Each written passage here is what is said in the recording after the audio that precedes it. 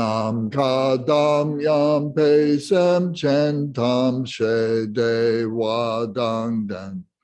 Dug now dang drel nor du la na me pa yang dag pa zog pe zhang zhu bren po she to pa zha. Dag la dang war je pe dra no pa je pe ge. Tar pa dang tam she ken pe bar du jo par je pa tam she ki so je pe. Manam kadam yam pe sem chen tam she de wa dang den. Dug now dang drel nor du la na me pa yang dag pa zog pe zhang zhu bren po she to pa zha. So you know I got a big voice. I talk loud and so on. It's good to move some air. You want to be able to really connect your body, speech, and mind.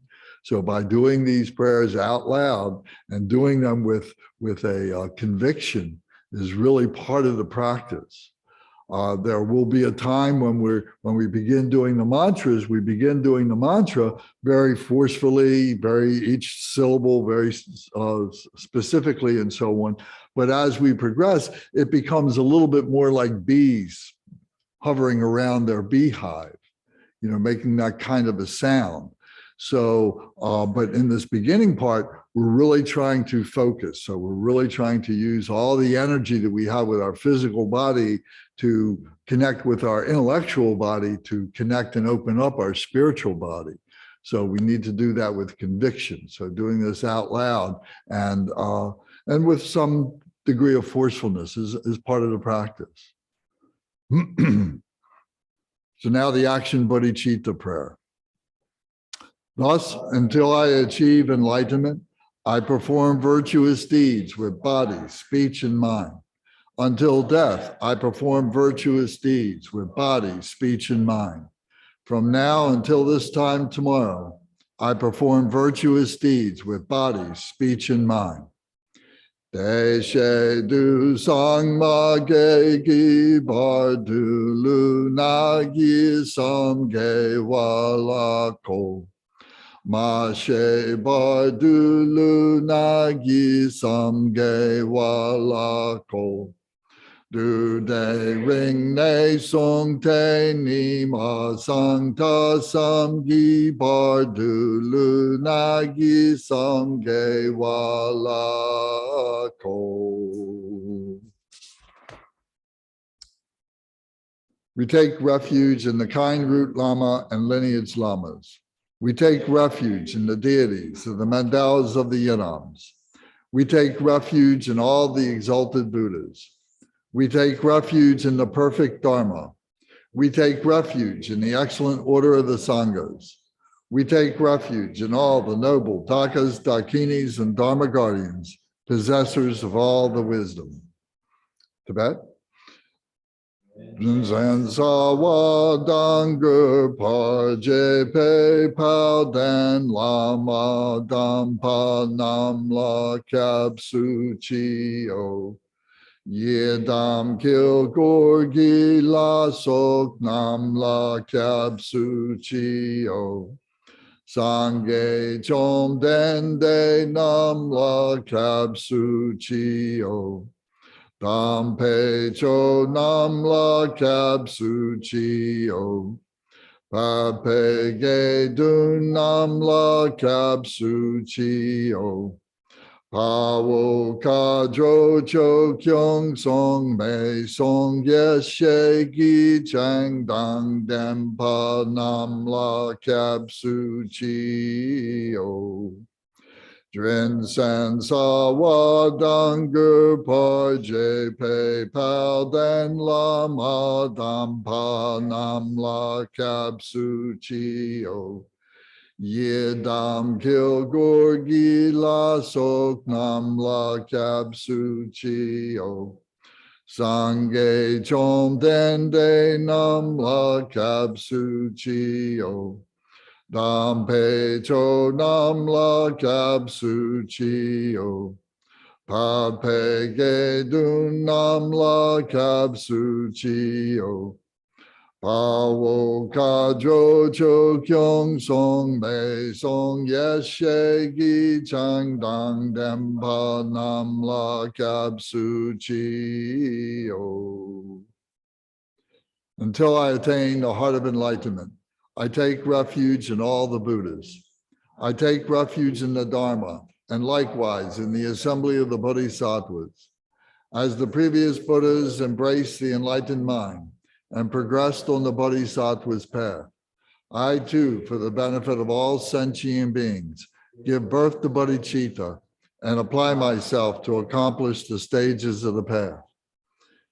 Changshu Ning Por Chi Ki Bar Sangye Nam La Kapsu Chi Chodang Shangshu Sampa Yi So Klung De Shin Kapsu Chi Jitar Nongi De Shegi Shangshu Tugni Ke Padang Shangshu Sampe La Pala Te Dag Rim Shen E Patar Te Shin Dro La Pendandu Shangshu Sani Ke Gishing Te Shin Du Ni La Pala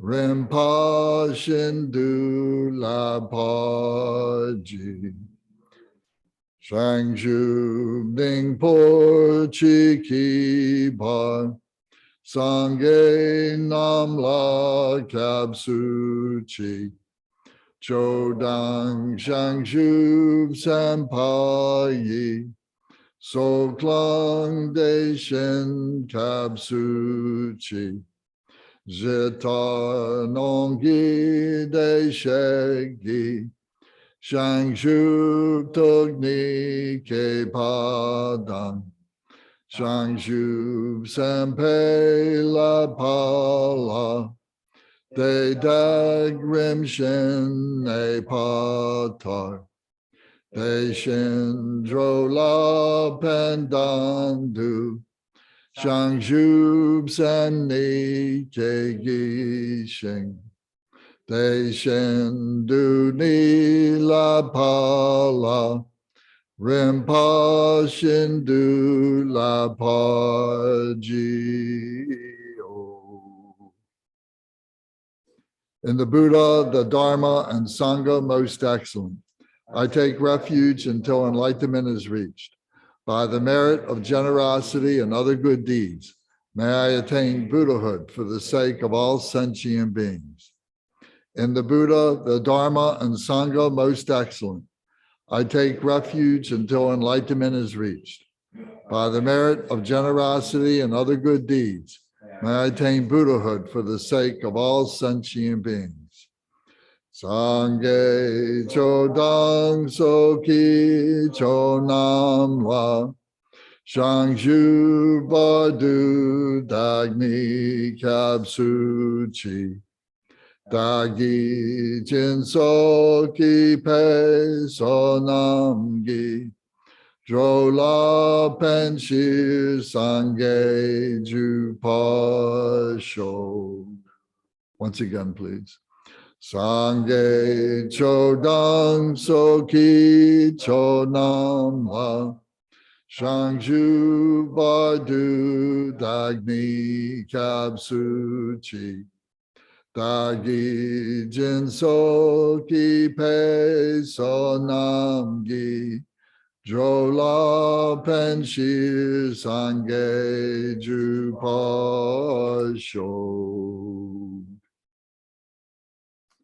May all mother sentient beings, boundless as the sky, have happiness and the causes of happiness. May they be liberated from suffering and the causes of suffering. May they never be separated from the happiness that is free from sorrow. May they rest in equanimity, free from attachment and aversion. Manam kadam yampe semchen tam she dewa dang dewe kudang dempa jorchi. Dug now dang dunel gi gudang drawar jorchi. Dug now me pe dewa dang midra war jorchi. Nay ring jagdang nidang draway tang namla ne pa jorchi. Manam kadam yampe semchen tam she dewa dang dewe gudang dempa jorchi. Dug now dang dunel gi gudang drawar jorchi. Dug now me pe dewa dang midra war jorchi. Nay ring jagdang nidang draway tang namla ne pa jorchi. Okay, so now we do the 7-limb prayer. So does anyone remember the significance of the 7-limb prayer in its general sense? What does it represent? Well, it represents the refuge that we take, Mm-hmm. the offerings that we make, Mm-hmm. the offerings, the confessions that we make, Mm-hmm. the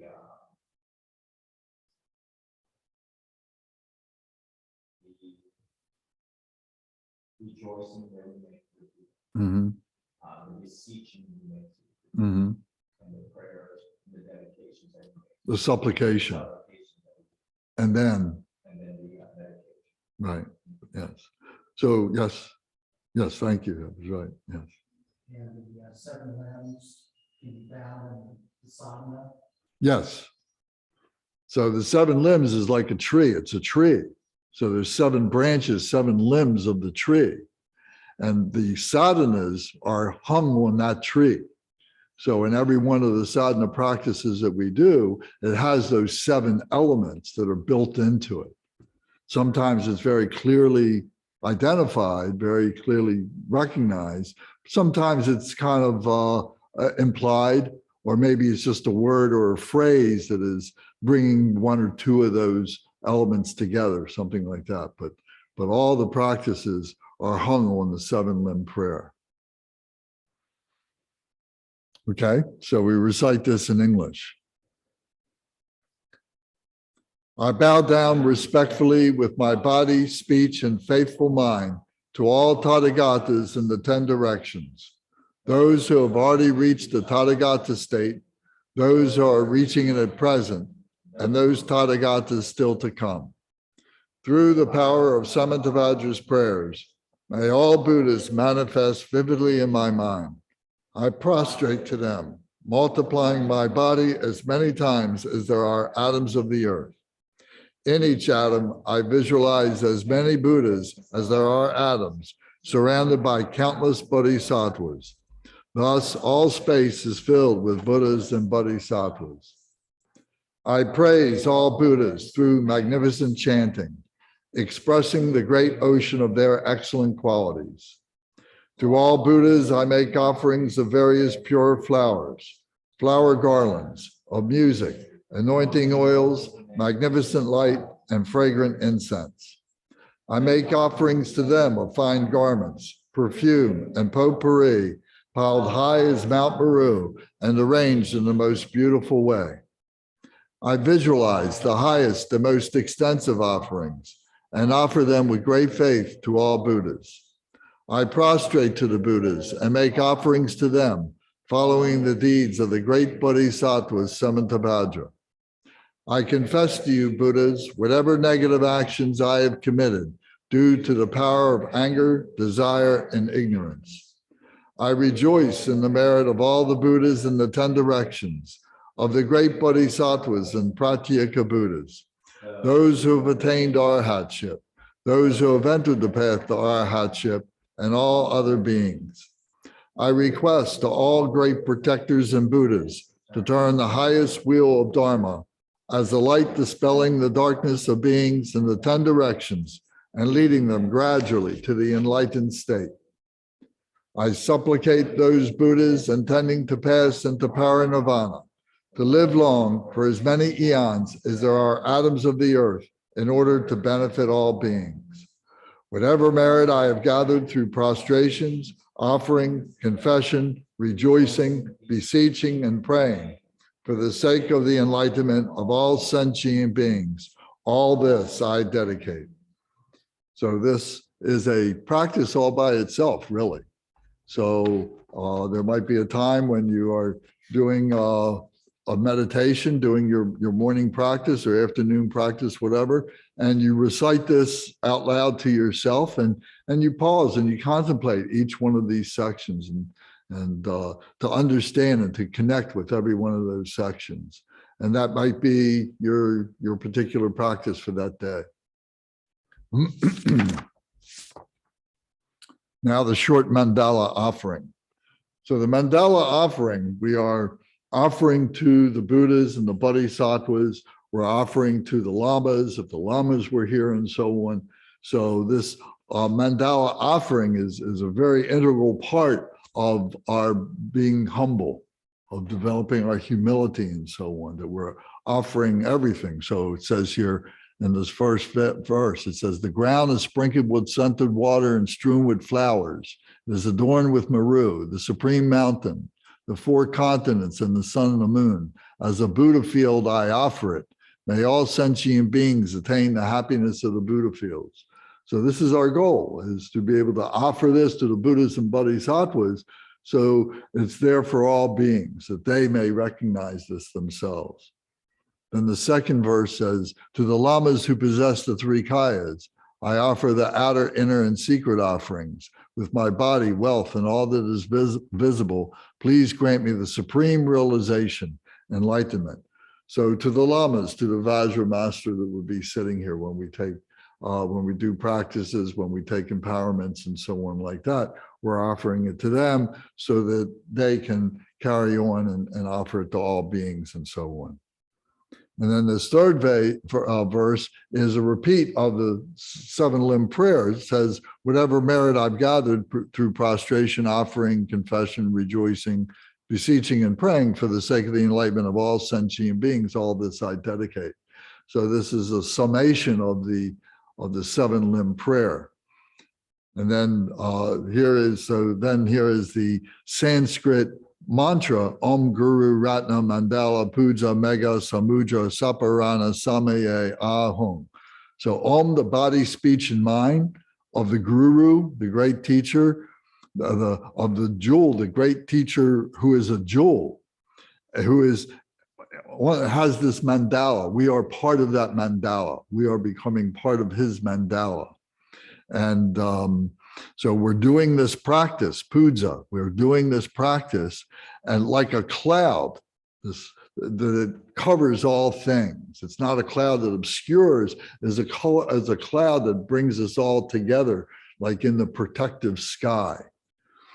And then samudra is gathering together. And then saparana is great many of these blessings, of these practices, of these beings and so on, becoming all indivisible with all of this. And samaye is taking the vows, that we become the vow taker, this primordial, indestructible vow that we're taking. And then ahung is this vow taker that may this all be. Ahung, may it all come be. Hung is the indestructible wisdom, that all this manifests within ourselves in our heart center. So you'll see, and when there's a big lama that has come, and there will be a mandala offering. usually the Sangha will come and they will offer the different elements. They'll offer the mandala, they'll offer a bell, they'll offer statues, they'll offer teachings, and they line up and so on. And then we recite this mandala offering, and then one by one go and make the offering to the Lama and so on. And so this short mandala offering that we do here is a remembrance of that, and this, to remember the significance of that. So when we do this, there's a mudra that goes with this.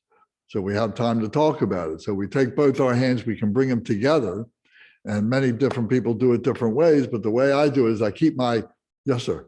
Is it possible you could have both cameras working if you're taking this so that I can go back and look at the mudra again, please? Is that possible? It certainly is. Is this what you mean? Yeah. Okay. So we really don't need to see you guys. Maybe we can do this if this is helpful to you then. How's that? Is that better? It is for me. Okay. All right. For this, all right, that's good. That's good because we are recording this. So you will be able to see this later. Okay. So we start off with our hands like this, and then the two little fingers stay together. And then we take our ring fingers, our two ring fingers, and they become, they stand up straight. And then we're taking our two middle fingers and our two index fingers, and we're interlocking them. So on my right hand, my middle finger is hooked by my left index finger.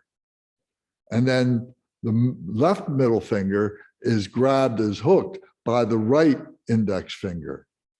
And then my two thumbs are connecting or hooking onto the little fingers. And then my two ring fingers are standing up straight like this. Can you see this?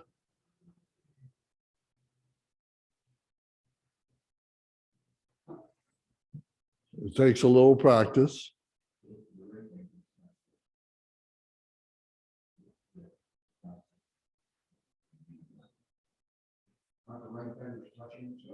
The ring fingers are touching each other. That's it.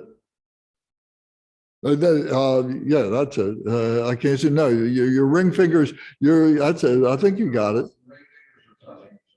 The ring fingers. Those are your index fingers. So like this? Yes. If you want to come up and look at mine, and I'll help you with yours. Or Katie, can you help Gary?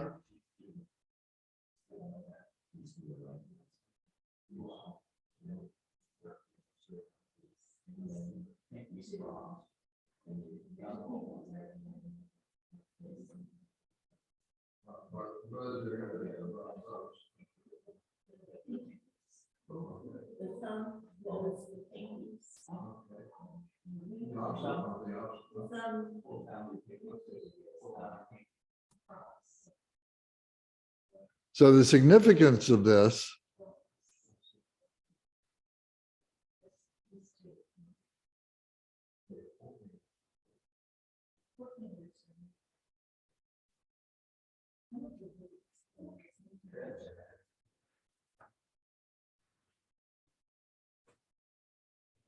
All right, are we ready? All right, so let me explain now the significance.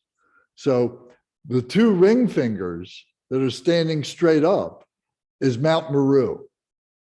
And Mount Meru is this structure that goes through all of what we might call creation or whatever. And on this Mount Meru is where all the different gods are and so on. At the very, very top of Mount Meru is where the Buddhas are, figuratively, symbolically. But mostly it's where the gods and the goddesses are along Mount Meru. So it's a holy place to be. So that's the two ring fingers. Then the two middle fingers and the index fingers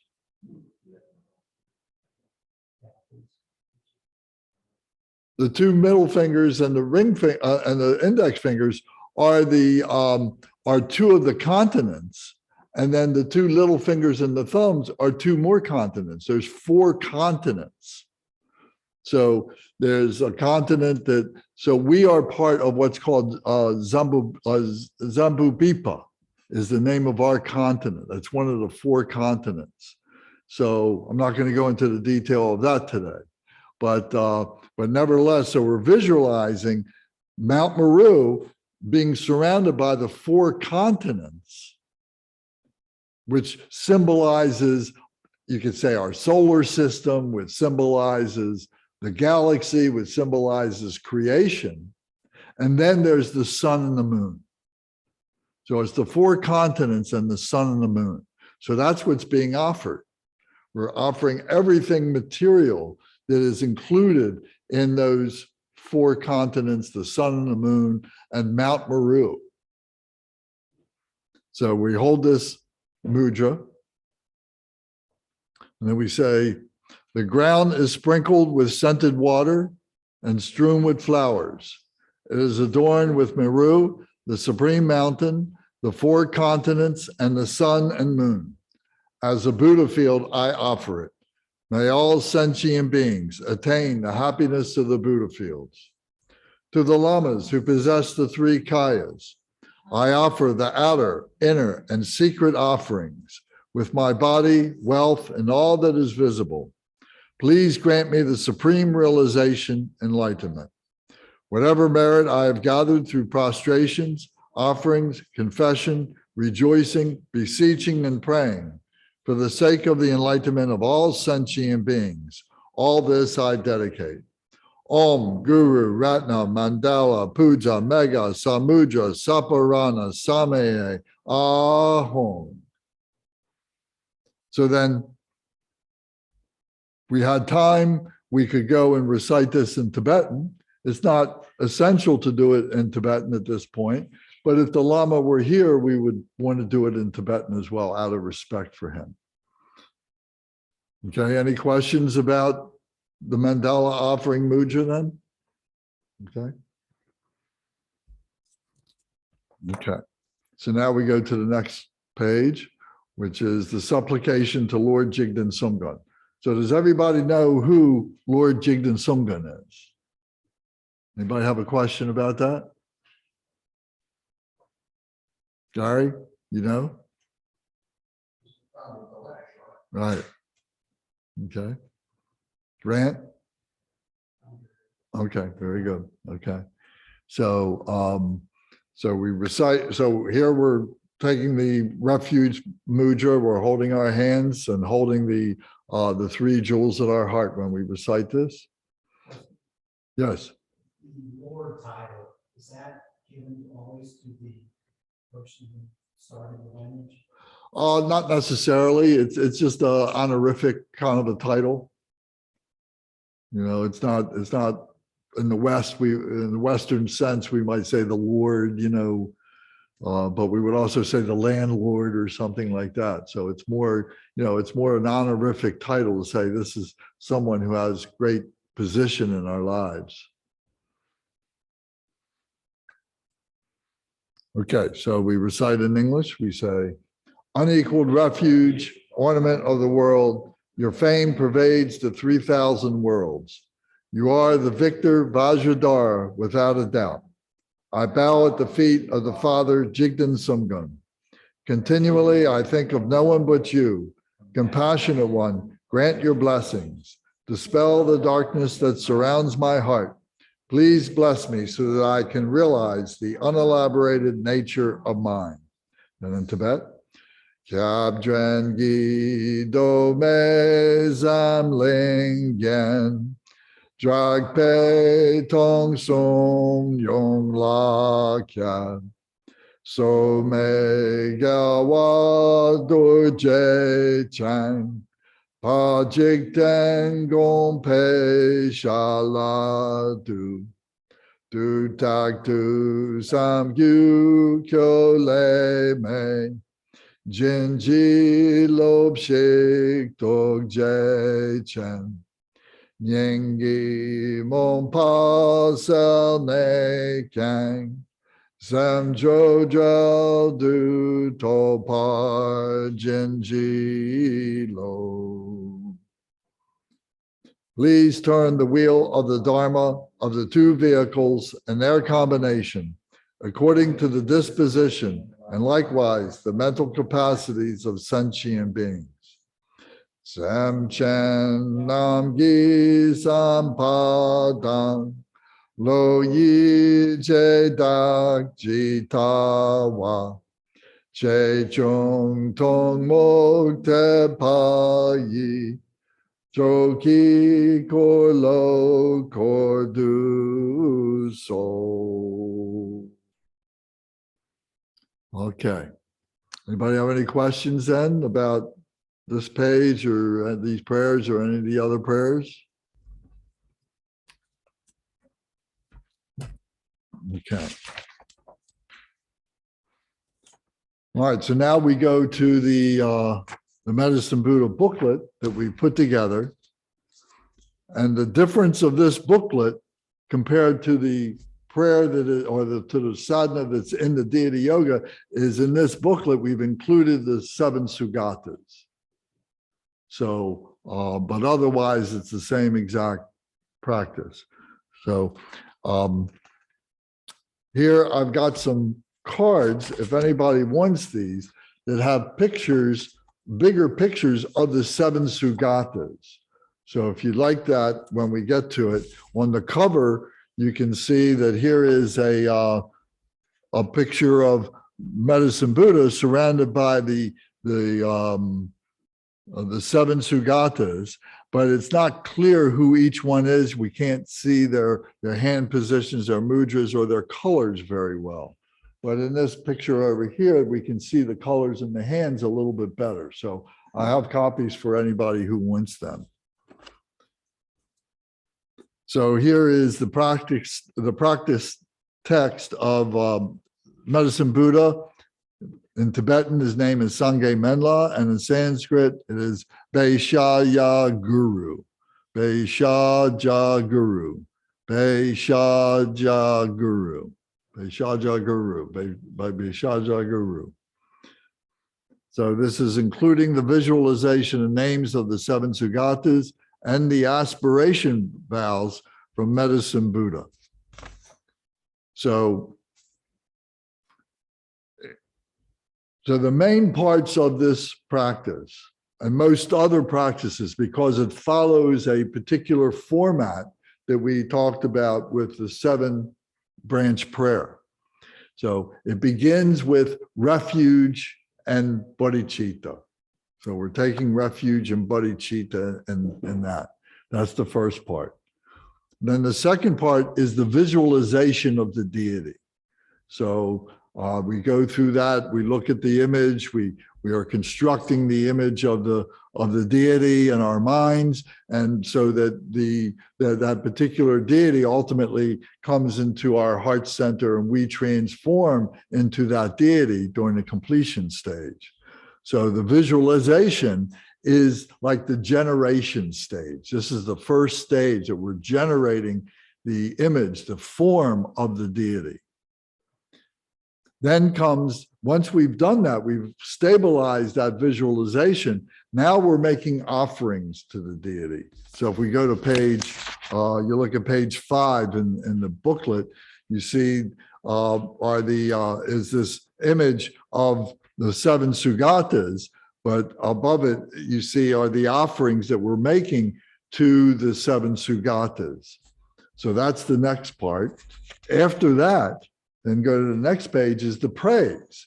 Now we've made these offerings and we're praising. We're saying, this is what the deity does. This is what the deity represents.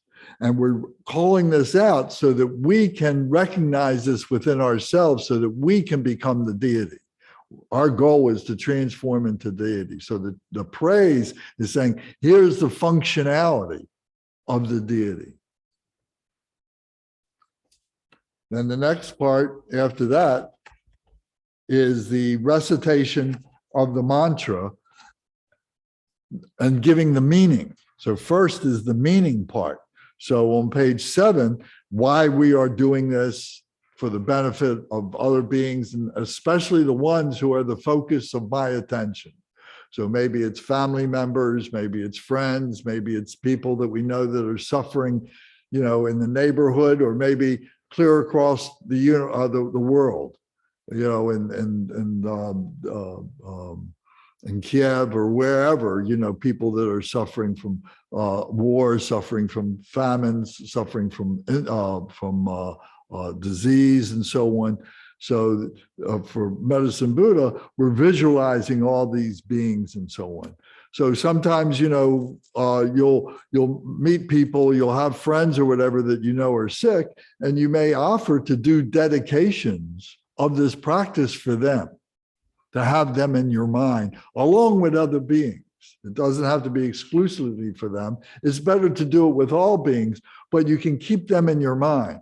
So it's not unusual to have a list of names of people that you are dedicating Medicine Buddha practice for, so that when you sit down to do the practice, you might remind yourself, oh, I've got these 4 names here of people that I know, or people have asked me to do dedications for those particular people for, or something like that. So it gives you a real purpose as to why you are doing this practice. Ultimately, we're trying to become Medicine Buddha ourselves, to transform ourselves into Medicine Buddha as all the other deities, and to be able to have to show the way for other beings to become Medicine Buddha as well. So this is the recitation of the mantra meaning. That's on page 7. Then we go into what's called the Dharani. A Dharani is a mantra. Dharani is mantra in Sanskrit, but it's a long Dharani. It's a long mantra. And mantra in Tibetan, I'm not sure what the name of that is, but nevertheless, so the mantra would be the short part, the Dharani would be the long part. So on page 8 is the English translation that I did. I take responsibility for any errors. I apologize for that. If anybody knows anything that I made a mistake, I'll correct it and so on. But I've got some very good Sanskrit dictionaries, and I've studied it a little bit. And I'm by no means a scholar, but I think I've been able to identify the meaning of this long Dharani that we would recite 3 times. Then the next page 9 is the homage and the mantra, the short mantra of Medicine Buddha. So the Medicine Buddha, this is a very significant prayer for the Tibetan doctors or the medicine doctors. And they would recite this homage and mantra every day, at least once, when they go to their office or they're about to do their practice for the day and so on, to focus them to kind of, remember the meaning of what it is that they're doing for a spiritual connection with the Medicine Buddha as they become Medicine Buddha, who's helping people come to his office for illness and for injury and so on. So then page 10 is called the conclusion and dissolution. So the dissolution is the dissolving, where we're taking the 7 Sugatas that we saw on page 5, and now they are dissolving one into the next, into the other, and finally dissolving into the Medicine Buddha, who then dissolves into light and dissolves into us. So this dissolution is part of the completion stage, that we're dissolving this into the seed syllable. So if we go back to page number 9, and you look and you see at the bottom is the seed syllable, the lapis lazuli color blue hum. And then this around that is this homage and mantra that is going around in a clockwise direction around that. So you can visualize as we're doing the mantra, this is why we take our vajra, we take our hands, and we're going in this direction, that we are going around the seed syllable. So we can visualize that this is in the center of our body and this is going around in all directions. So we say the 10 directions. Does anybody know the 10 directions, what the 10 directions are? Gary, how about Grant? Gary, do you remember the 10 directions?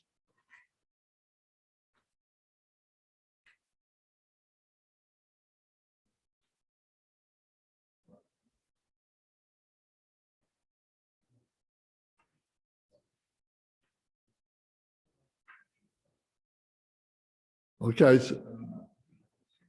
so it's the 4 points of the compass: east, south, west, and north. And then the 4 intermediate points of the compass. So it'll be southeast, southwest, northwest, southeast. No, northeast, excuse me, northeast. And then up and down. Then up and down. So what we're saying, it's like a big sphere. So it's expressed as the 10 directions. So the light that's coming from the hung, from the lapis lazuli color of the hung, is now going out to the Buddhas and Bodhisattvas within ourselves, all beyond ourselves, and then their blessings are coming back to us, coming into the home. And then from that home, then it goes out to all beings, all sentient beings, wherever they are, the beings that we're trying to be mindful of, that we know who are sick, but to all beings and so on. If anyone has ever wondered what lapis lazuli is like, this is a piece of lapis lazuli. So this is a very good specimen. Doesn't have very much pyrite.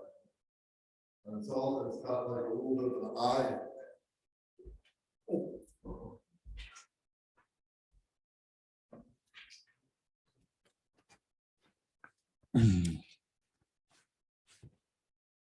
You can see how that's a very unique color, isn't it?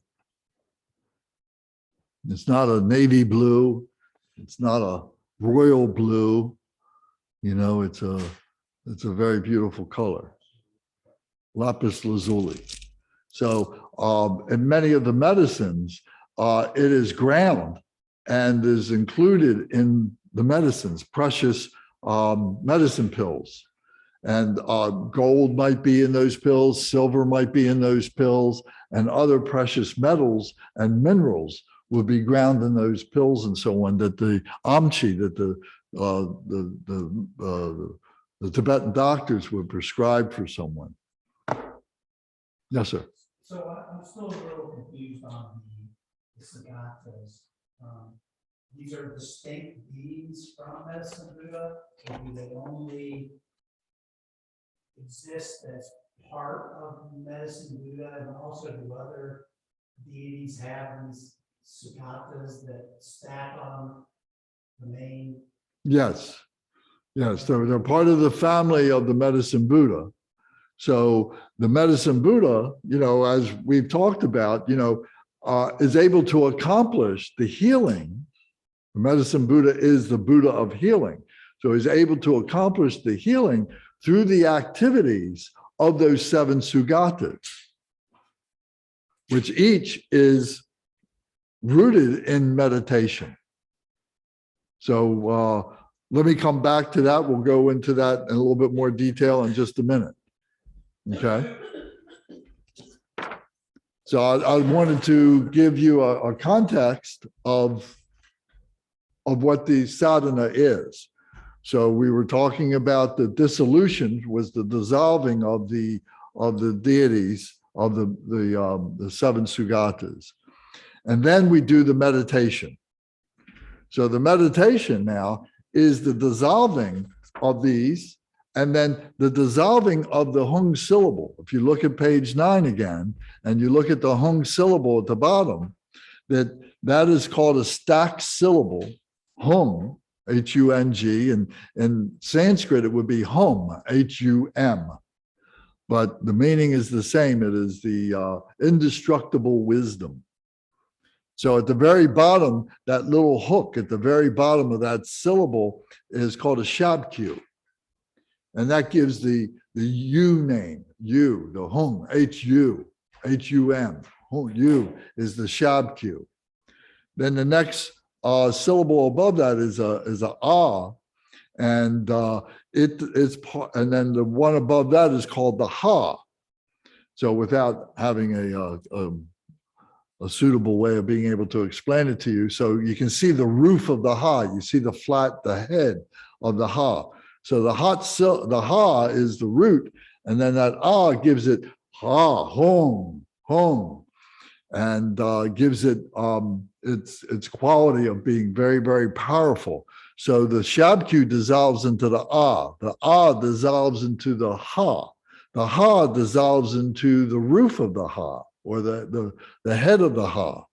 Then the ha, the roof of the ha, dissolves into the crescent moon. You see the crescent moon on top? That dissolves, so that is the compassion. And then the crescent moon then dissolves into the bindu. You see the bindu is that circle, that sphere above the crescent moon. That's the wisdom. And then that then dissolves into the nada. You see that little swirly nada? It's like a flame. And we try and hold that flame, that nada, in our mind as we're doing the mantra, as we're doing the dissolution, as we're doing the meditation. So as our mind wanders, we can bring it back to the dissolution, the seven Sugatas dissolving into each other, the medicine Buddha dissolving into our heart. And then as it dissolves into our heart, it dissolves into the hung syllable. The hung rises up from the bottom, becoming invisible, gets to that flame, and it's just kind of flickering there. And we're just watching the flame. Until the flame becomes invisible. And when that becomes invisible, it's like that's when we've reached that meditation point. That we don't even realize that that's what happened. That we were focusing one-pointedly on that nada, on that flame, until it becomes invisible because we don't see it, we don't recognize it anymore. We have become transcendent. And that's the goal of the practice. So we may have that for only a moment.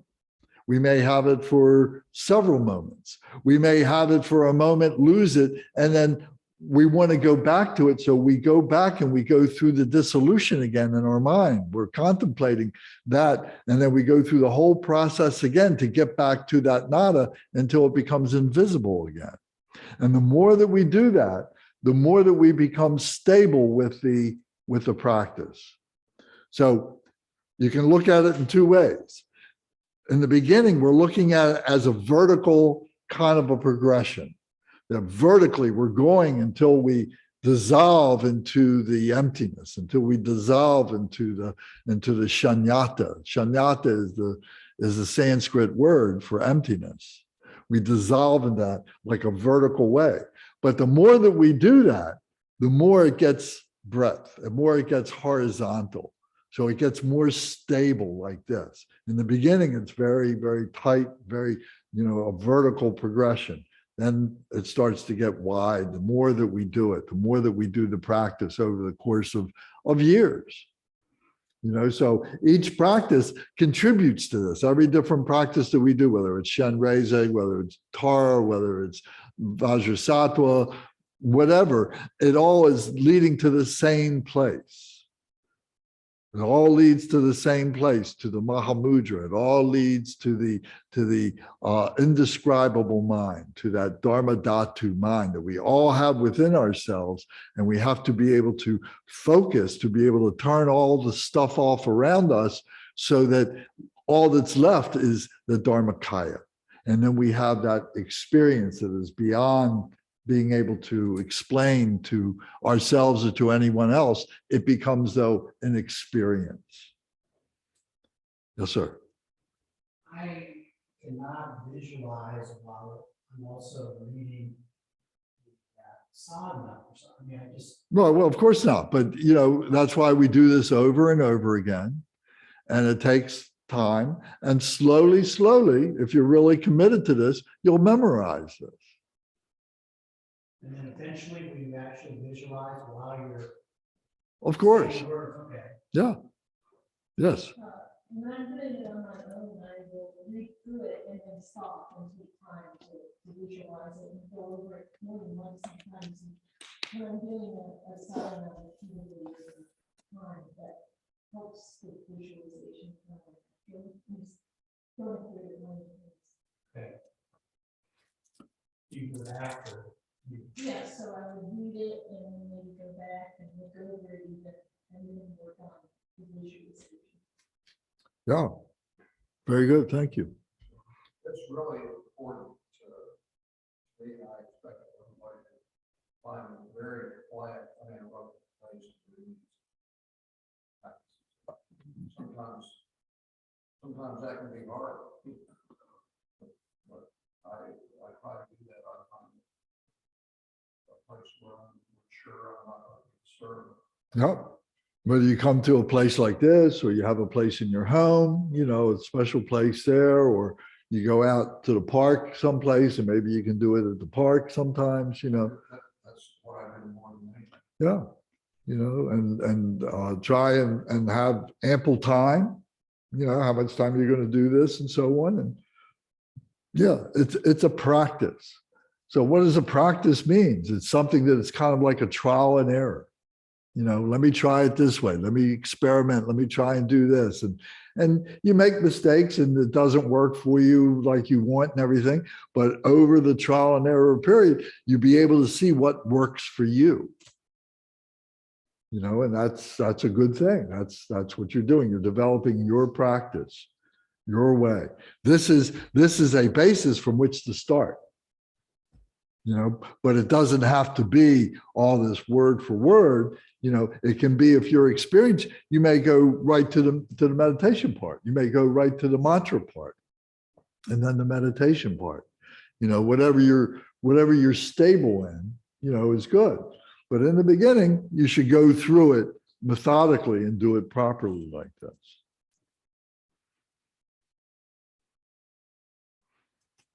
Okay, so then we have the meditation.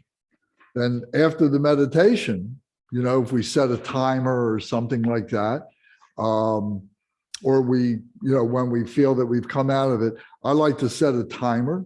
I like to give myself a bit of a challenge, say, okay, it's relative to challenge, is it 5 minutes? Is it 10 minutes? Is it 15 minutes? Is it an hour? Whatever it is. It's better in the beginning to have short intervals, to say, okay, I'm going to do this meditation for 5 minutes.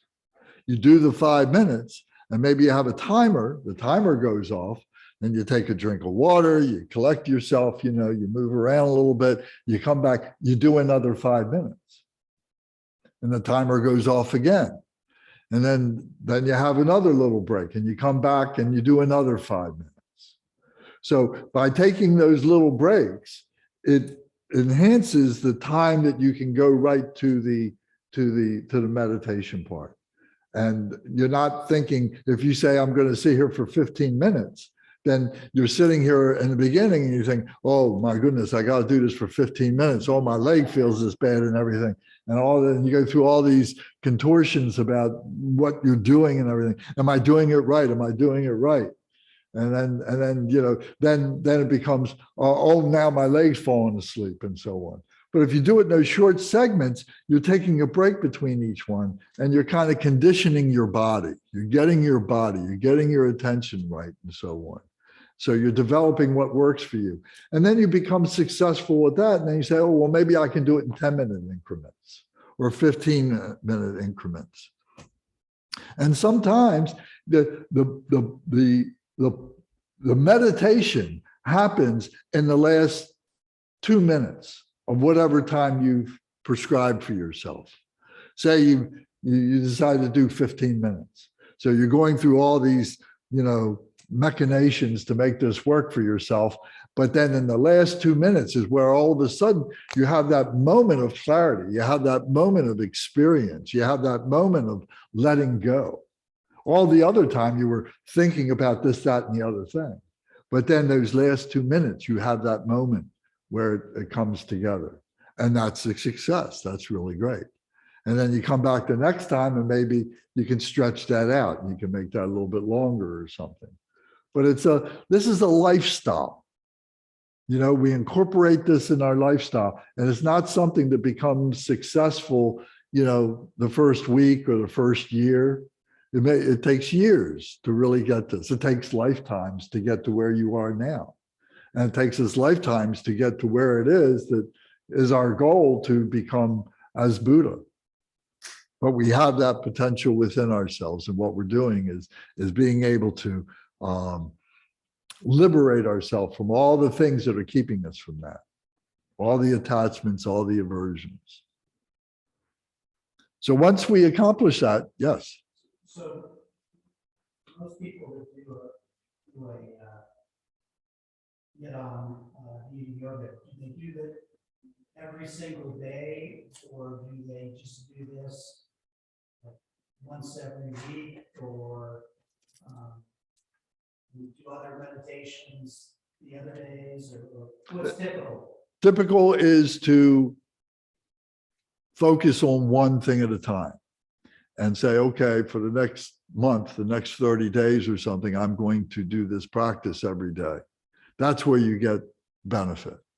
You know, if you're jumping from one thing to the other, it's hard to be able to get any stability in that. So whether it's a month, whether it's 2 months or whatever, but it should be obtainable goals. You know, you should set something for yourself that you can live with, that you can do and grow from. You know, you shouldn't say, I'm going to do it for the next year, and then after 3 days, you break the routine. You know, but so it's up to you, but make it obtainable goals. Make it something that's easy for you. Do it every day. And if you can do it in an hour, you know, you can do this practice in an hour. I think doing it in less than that, in 45 minutes, maybe you could do it, you know, but to do it in a half an hour, you're just running through it. You know, it's really, you know, for me anyway, I haven't found that to be very useful. You know, but to do something, because what you want to do is you want to maximize the time that you're doing the mantra and the time that you're doing the meditation. Those are the two important things. And to be able to have that one-pointed mindfulness, to be able to stabilize in those two parts of it is what's important. Does that answer? Okay. So now we've transformed ourselves to whatever degree we can, that now we become Medicine Buddha. We've had this transcendent experience. So now what do we do with that? Now comes the dedication, the realization that I can't hold this selfishly for myself. The realization is I have to share this with other beings. So therefore is the dedication that whatever merit I have gathered, whatever accumulation I have gathered of wisdom and merit, whatever I've gathered, I am dedicating for the benefit of other beings.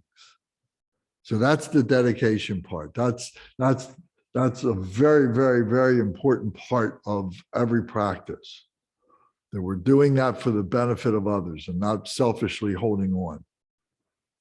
And then finally comes the aspiration of the practice. What do I, now that I've dedicated it, going forward, what do I want to be able to do? What mode is that going to take place in my life? So here there is an aspiration in this practice that we can recite and focus on. So these are the elements that are in this booklet. And I wanted you to have a context of what they are before we got specifically into each one. Okay? So I think it would be good now. We've never done it this way, but I think for today it would be good to do this, that before Medicine Buddha was Medicine Buddha was a Bodhisattva. was a human being like us. All the Buddhas were all human beings. So they go through a progression. We all go through a progression to become an awakened being, to become a Buddha. And as we go through that progression, we go through being a practitioner, to being a yogi, to being a bodhisattva, a holy enlightened being. And we spend a lot of time being a bodhisattva, lifetimes, being bodhisattva. And then bodhisattva, then finally, we keep coming back to help other beings and so on. Or that we say, okay, I'm ready to let this go and to become a Buddha. So we don't have to go into a lot of detail about that process right now, but to be able to say that the medicine Buddha went through that process, spent a lot of time as a bodhisattva. And here, if you look on page 14, 15, and 16, are the aspiration prayers of the medicine Buddha who was a bodhisattva to be a Buddha. So I think reciting this now will help us to focus on the practice itself, which is the process of becoming the bodhisattva to become the Buddha, medicine Buddha. Okay? So if we can, I'd like to take turns reciting this with everybody. So why don't we start with Gary? You read the title and read the first great vow. Paula, do you want to read? Okay. All right, then. So we're not starting at the beginning of the practice. I want to start at the aspiration. I want to start on page 14. Okay. Okay. This is why we are doing the practice. Okay. So Grant, if you'll do the second great vow, then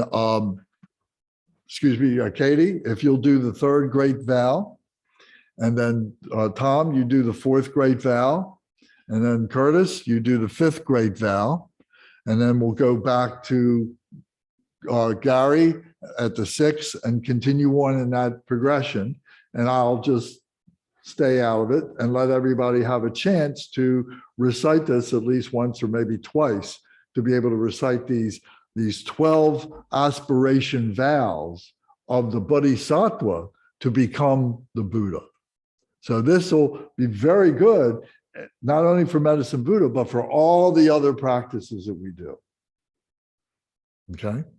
So Gary, if you'll begin when you're ready, please.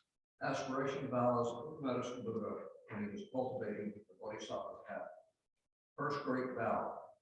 I vow that in a future life when I have attained supreme, perfect enlightenment, brilliant rays will shine forth from my body, illuminating infinite, countless, boundless realms.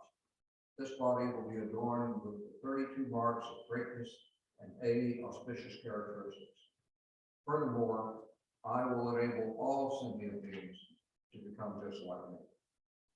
Second great vow, I vow that in a future life, when I have attained supreme enlightenment, my body, inside and out, will radiate far and wide the clarity and flawless purity of loveless infinity. This body will be adorned with superlative virtues and dwell peacefully in the midst of a web of light more magnificent than the sun or moon. The light will awaken the minds of all beings dwelling in darkness, enabling them to engage in their pursuits according to their wishes. Third great vow. I vow that in the future life, when I have attained supreme enlightenment, I will, with infinite wisdom and skillfulness, provide all sentient beings with an inexhaustible quantity of goods to meet their material needs.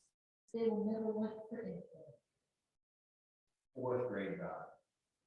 I vow that in a future life, when I have attained supreme enlightenment, I will set all who follow the heretical way upon the path of enlightenment. Likewise, I will set those who follow the Sravaka and Pachaka Buddha way onto the line. Fifth great vow. I vow that in a future life, when I have attained supreme enlightenment, will help all the countless beings who cultivate the path of morality in accordance with my Dharma, to observe the rules of conduct to perfection, in conformity with the three root precepts. Do not what is evil, do what is good, be a benefit to all sentient beings. Even those guilty of disparaging and violating the precepts will regain their purity from hearing my name and avoid descending on the evil paths. Sixth great vow. I vow that in a future life, when I attain supreme enlightenment, sentient beings with imperfect bodies, whose senses are deficient, who are ugly, stupid, blind, deaf, mute, crippled, hunchback, leprous, insane, or suffering from various other illnesses, will, upon hearing my name, acquire well-formed bodies, endowed with intelligence, with all senses intact. They will be free of illness and suffering. Seventh great vow. I vow that in a future life, when I attain supreme enlightenment, sentient beings afflicted with various illnesses, with no one to help them, nowhere to turn, no physicians, no medicine, no family, no home, who are destitute and miserable, will soon as my name passes through their ears, be relieved of all their illnesses. With mind and body peaceful and contented, they will enjoy home, family, and property in abundance and eventually realize unsurpassed supreme enlightenment. Eighth great vow. I vow that in the future life, when I have attained supreme enlightenment, those women and men who are extremely disgusted with the 100 afflictions that befall men and women, and wish to transform their form, will, upon hearing my name, all can be born as they wish. Great vow in future life, when I attain supreme enlightenment, will help all sentient beings escape from the demon's net and free themselves from the bond of political pain. They be caught in the thicket of wrong view. I will lead them to the correct view, gradually inducing them to cultivate the practice of Bodhisattva and swiftly realize supreme perfect enlightenment. 10th great vow. I vow that in the future life, when I have attained supreme enlightenment, those sentient beings who are shackled, beaten, imprisoned, condemned to death, or otherwise subjected to countless miseries and humiliation by royal decree, and who are suffering in body and mind from this oppression, be only hear my name, be free from all these afflictions, thanks to the awesome power of my merits and virtues. 11th great vow. I vow that in a future life, when I attain supreme enlightenment, sentient beings who were tormented by hunger and thirst, to the point of creating evil karma in their attempts to survive, should succeed in hearing my name, recite it single-mindedly, and hold fast to it. I will first satisfy them with the most exquisite food and drink. Ultimately, it is through the flavor of the Dharma that I will establish them in the realm of peace and happiness. 12th great vow. I vow that in a future life, when I attain supreme enlightenment, the sentient beings who are utterly destitute, lacking clothes to protect them from mosquitoes and flies, heat and cold, and are suffering day and night, to hear my name, recite it single-mindedly, and hold fast to it, wishes will be fulfilled. They will immediately receive all manner of exquisite clothing, precious garments, flower garlands, and incense powder, and will enjoy music and entertainment to their heart's content. Read the italics at the bottom, please. Manjushri, these are the 12 sublime vows made by the world-honored medicine leader, Lapis Lazuli, Radiant Sugatas, Arhat, the perfectly enlightened, when he was cultivating the Bodhisattva path. Okay, so these 12 vows are very profound. And like I said, can be applied to all the different Bodhisattva paths to become Buddha. So very, very meaningful. You can take time to read these and contemplate these on your own. Yes, sir. What is the Manjushri? What is that? How did he come? Manjushri is one of the 8 great Bodhisattvas. And he's a brother to Avalokiteshvara Shenrezig, and he is the Bodhisattva of wisdom. So, because Manjushri has gone through a process of trying all these different things, of going to all these great teachers and trying all these different things to be able to attain enlightenment. So it's been a process. So he becomes symbolic to us of our process of going through all these different facets of our lives to be able to investigate, to be able to see. And as we do that, we gain wisdom of what works for us, maybe what doesn't work for us, what we need to work on, and so on like that. So it's the process of like entering a school and going through all the different classes that are necessary to be able to get to graduation, which in this case is enlightenment. Yes? So is this what we were talking about with the King of Prayers, where Raju Sri goes to visit Samantha? Yes. That the King of Prayers is the climax of what was 100 different aspiration prayers that Manjushri went through to 100 different teachers to be able to find, enlightenment, what it is to lead an enlightened life and everything. And then finally he got to Samantabhadra, who said, well, here it is. This is the one you're looking for. This is the King of Prayers. But so that would mean more to him because of all the other prayers that he went through to get there. They weren't invalidated. They were stabilized by this King of Prayers.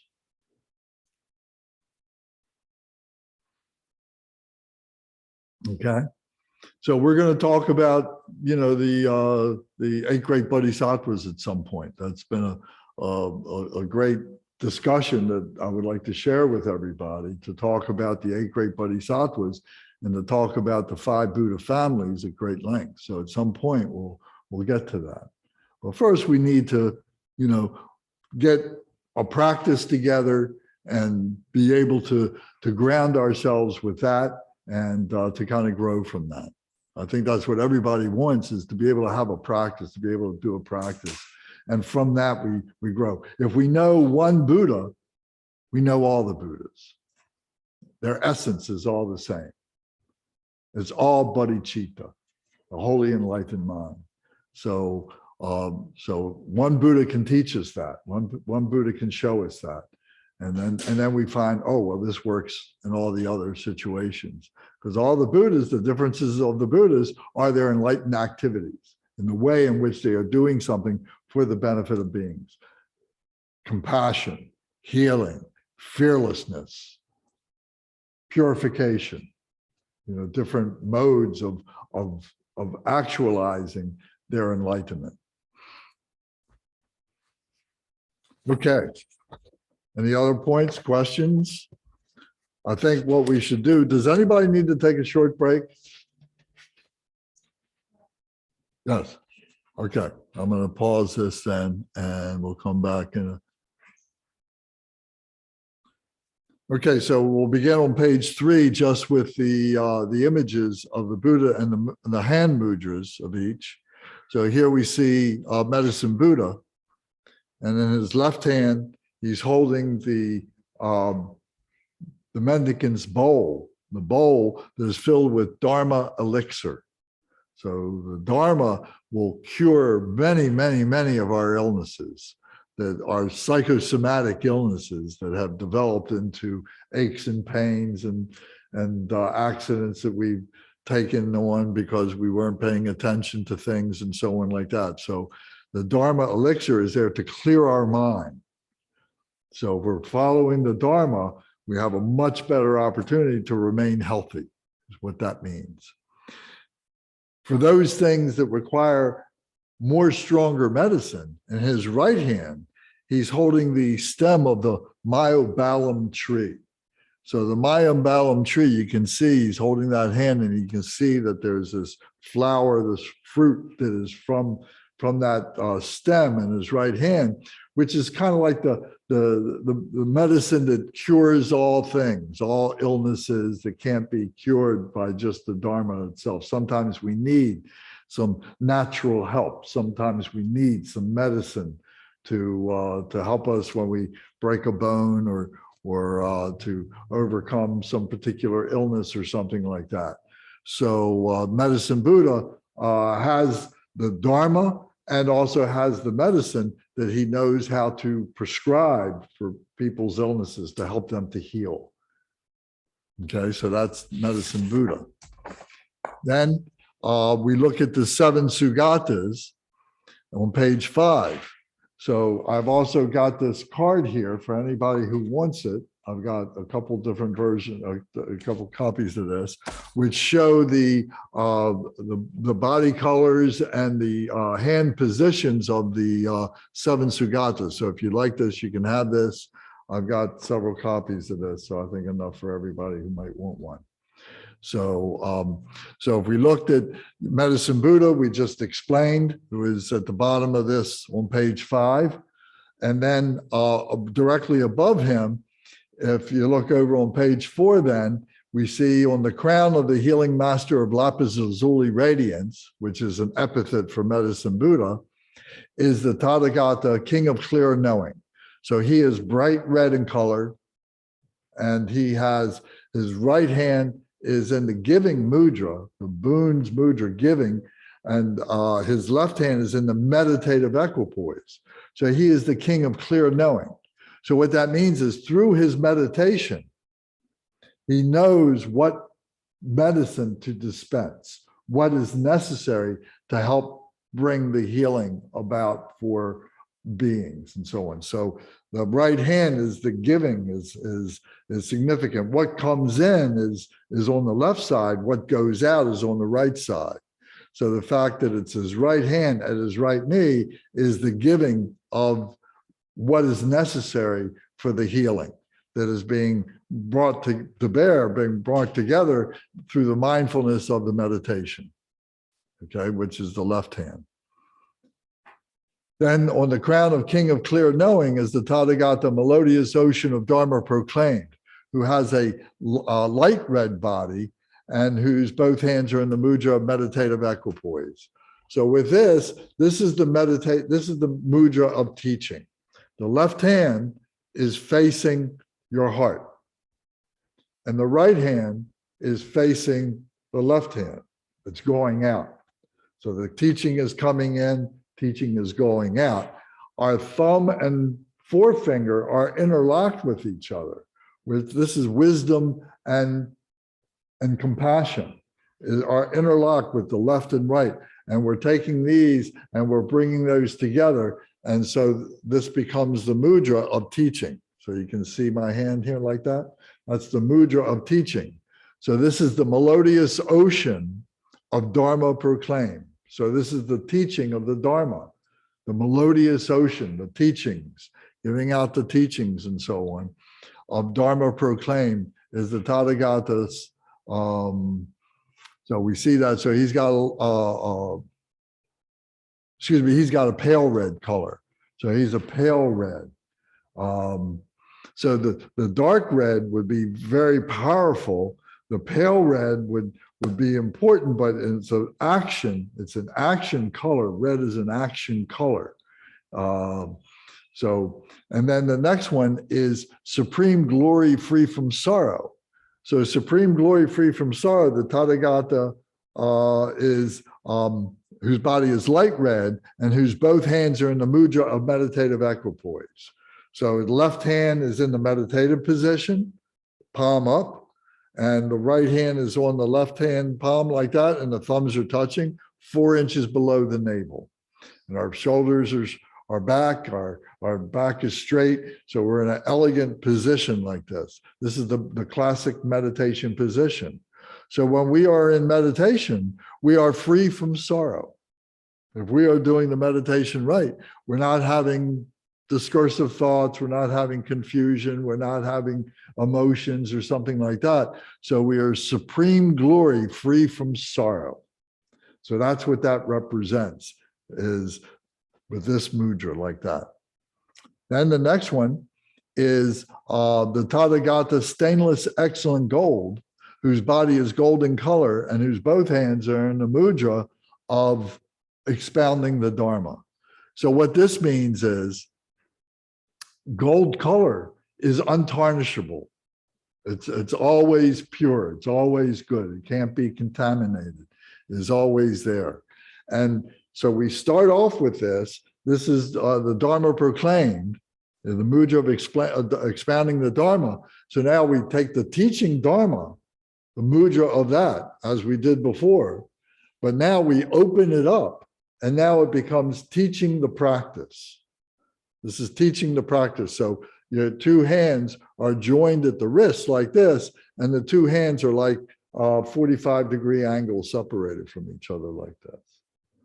So this is the stainless excellent gold. Excuse me. This is stainless excellent gold.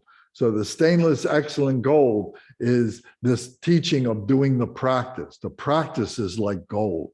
It's valuable. It's rich, and it's unstainable. Then next is the king of melodious sound. So here he has, his body is golden color, and his right hand is in supreme giving, and his left is in the meditative equipoise. So the meditative equipoise again is 4 inches below the navel. The right hand is at the right knee in the giving. But what is he giving here? He's giving melodious sound. What is the melodious sound? The melodious sound are the mantras. Is being able to speak the names and the activities of the Buddhas and so on, like that, to be able to sending that out to other beings, that they hear that and understand that. And he's saying his names, he's saying his activities. So this is the offering of the king of melodious sound, the practice of doing the mantra. So this is all part of the healing process. So each one of these are steps within the healing process. So these are all facets of the Medicine Buddha, how the Medicine Buddha promotes healing, brings healing. And then the last one is on the crown of King of Melodious Sound is the Tathagata, glorious renown of excellent signs, whose body is golden color, again, precious, unstainable. His right hand is in the mudra of granting protection, and his left is in the meditative equipoise. So this protection comes from doing the practice, comes from receiving the teachings, comes from doing the meditation, comes from doing the recitations, doing the mantras and so on. And now he's able to protect ourselves from getting ill, from getting injured, and to protect others through the process, being a symbol of that for the benefit of all beings. So he's like a excellent sign. So his hand here is a sign of protection, a sign of healing is what that represents. So these are the 7 Sugatas. Sugata means a well-gone one, a well-gone one. So it's an epithet for the Buddhas, meaning that they are well gone and that they are helping other beings, and they are noble, they're elegant, and they have this wonderful activity about them and so on. Tathagata means thus gone. It is more general. You know, they're thus gone. They have liberated from being Bodhisattva. They've liberated from being ordinary human beings. They are thus gone. But the well-gone ones now has a little bit of a tighter meaning to it, has more of a tighter connotation to it. Any questions, comment? Yes, sir. But are they independent Buddhas? Yes. So you might see them in some other place? Yep. Okay. Yep. So in this practice, in this sadhana, we don't go into any great detail with them, but in other practices, there are more details for them. So we can, at some point, I think once this part here becomes stable, then we can move on to the next part.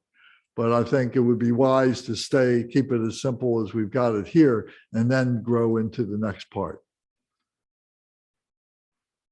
So then the last thing to explain before we get into the practice is are the offerings, the 7 offerings.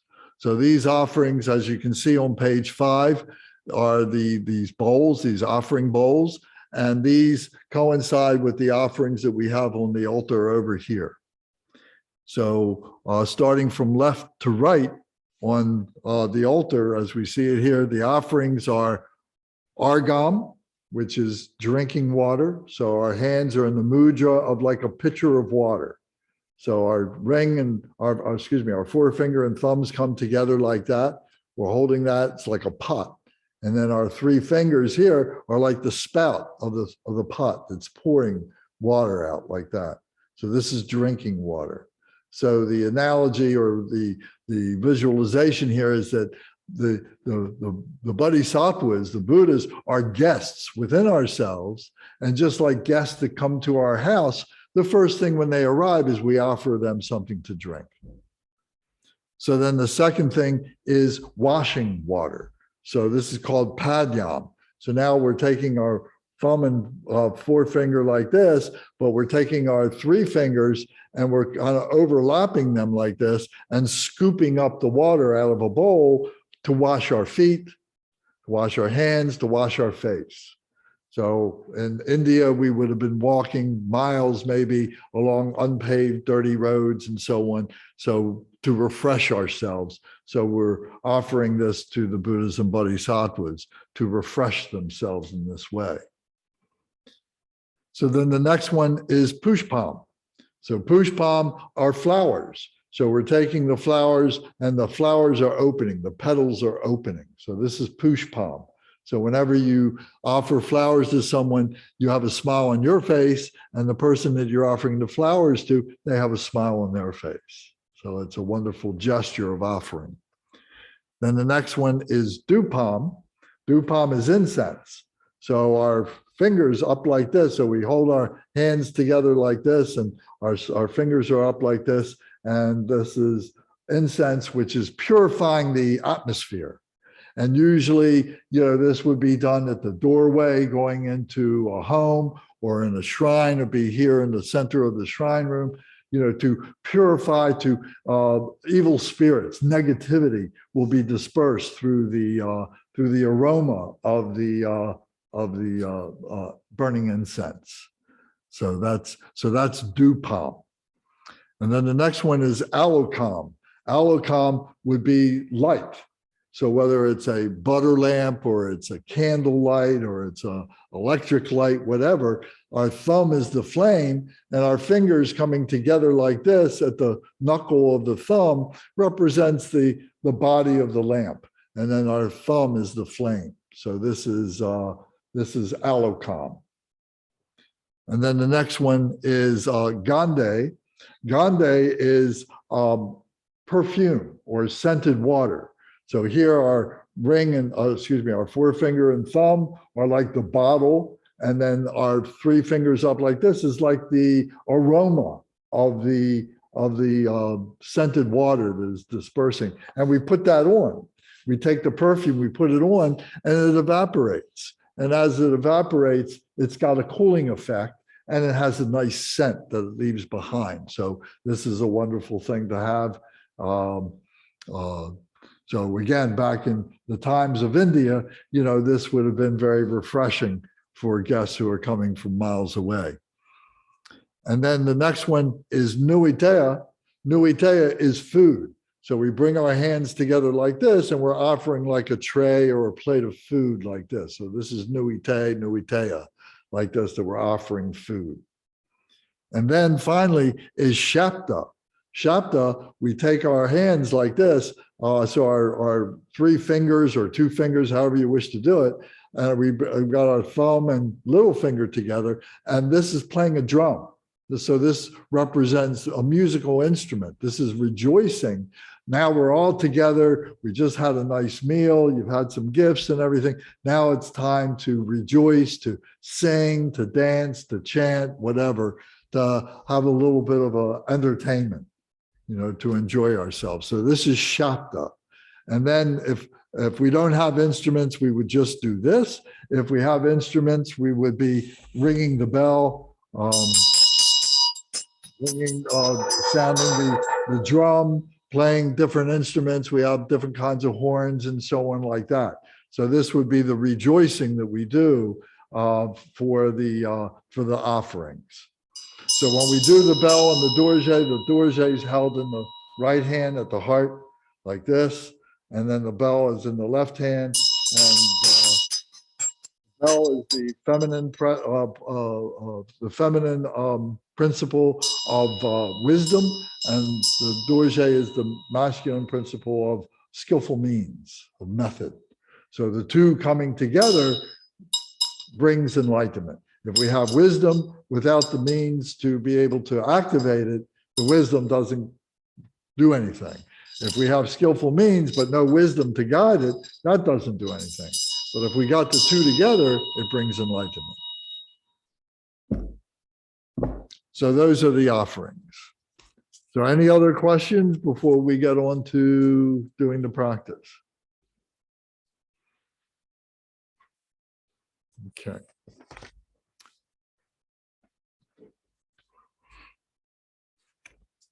All right, so we turn to page 2 and we start.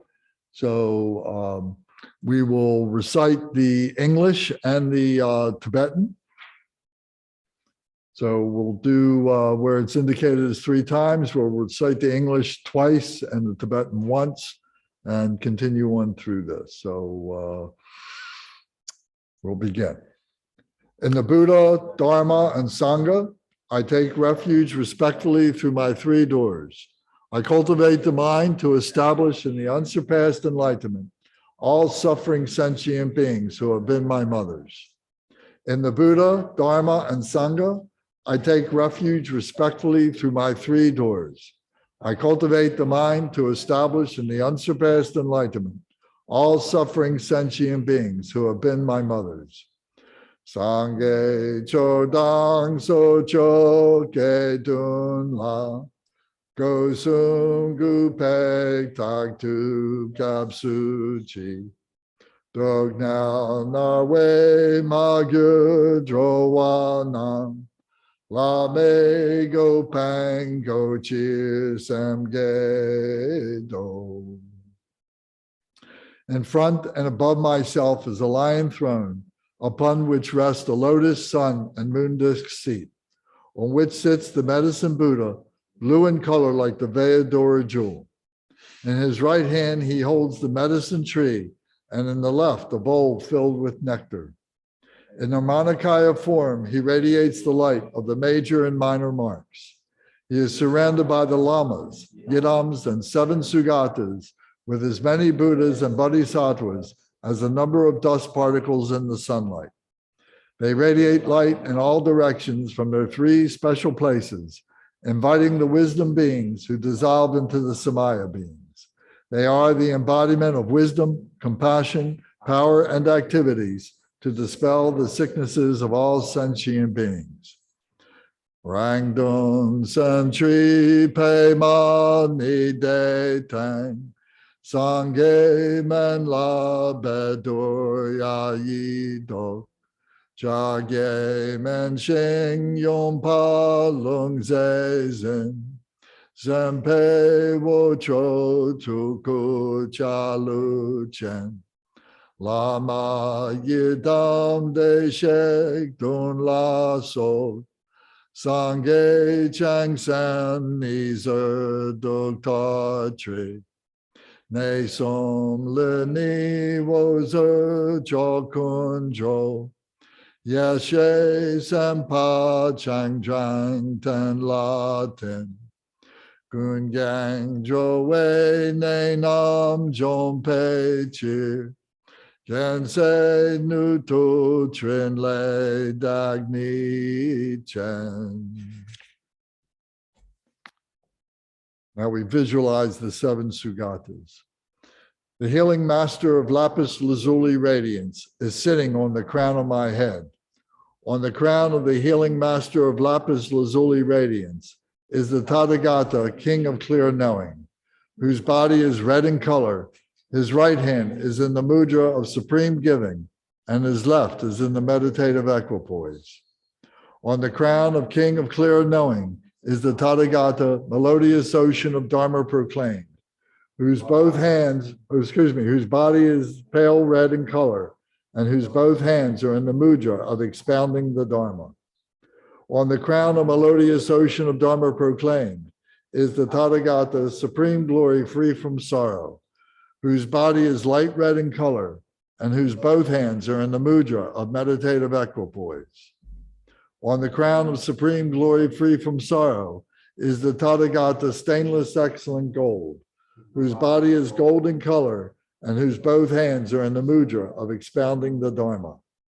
On the crown of stainless excellent gold is the Tathagata King of Melodious Sam, whose body is golden color. His right hand is in the mudra of supreme giving, and his left is in the meditative equipoise. On the crown of King of Melodious Sound is the Tathagata glorious renown of excellent signs, whose body is golden color. His right hand is in the mudra of granting protection, and his left is in the meditative equipoise. Om Sarva Tathagata Saparivara Argam Pratitsa Soha.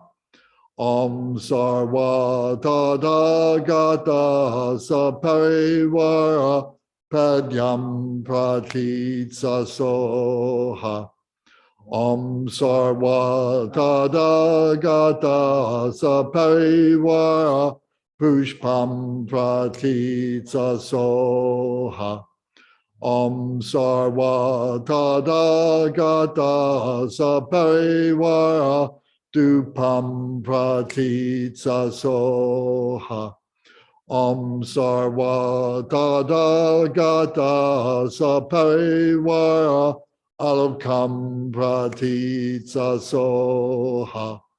Om Sarva Tathagata Saparivara Gande Pratitsa Soha.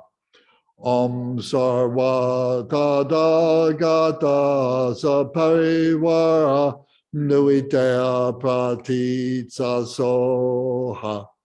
Om Sarva Tathagata Saparivara Shapta Pratitsa Soha.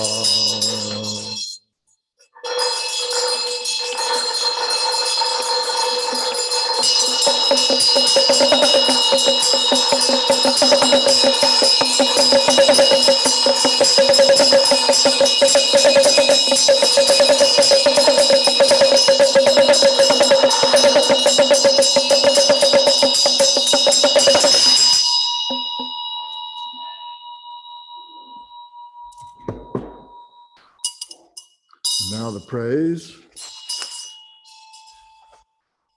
So we ring the bell when the medicine Buddha or the wheel of Dharma is mentioned.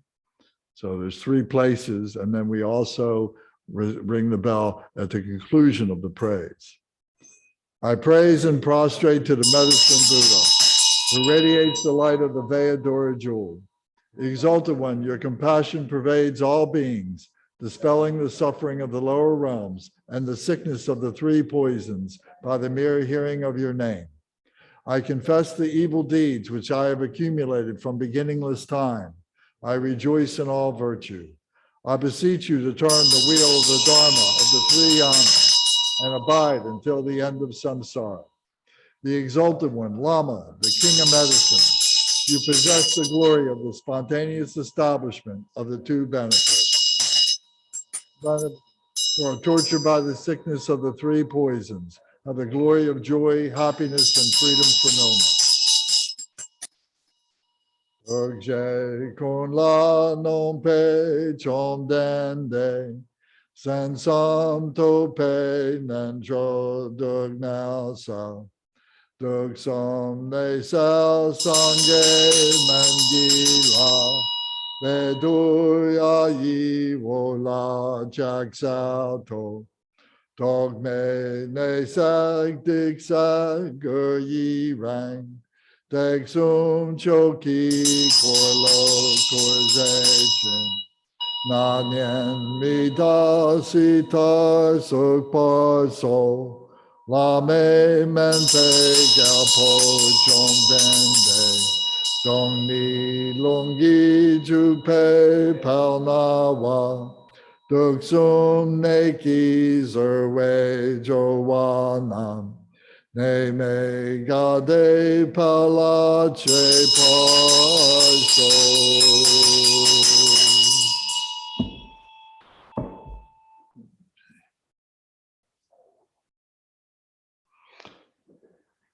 Next is the recitation of the mantra.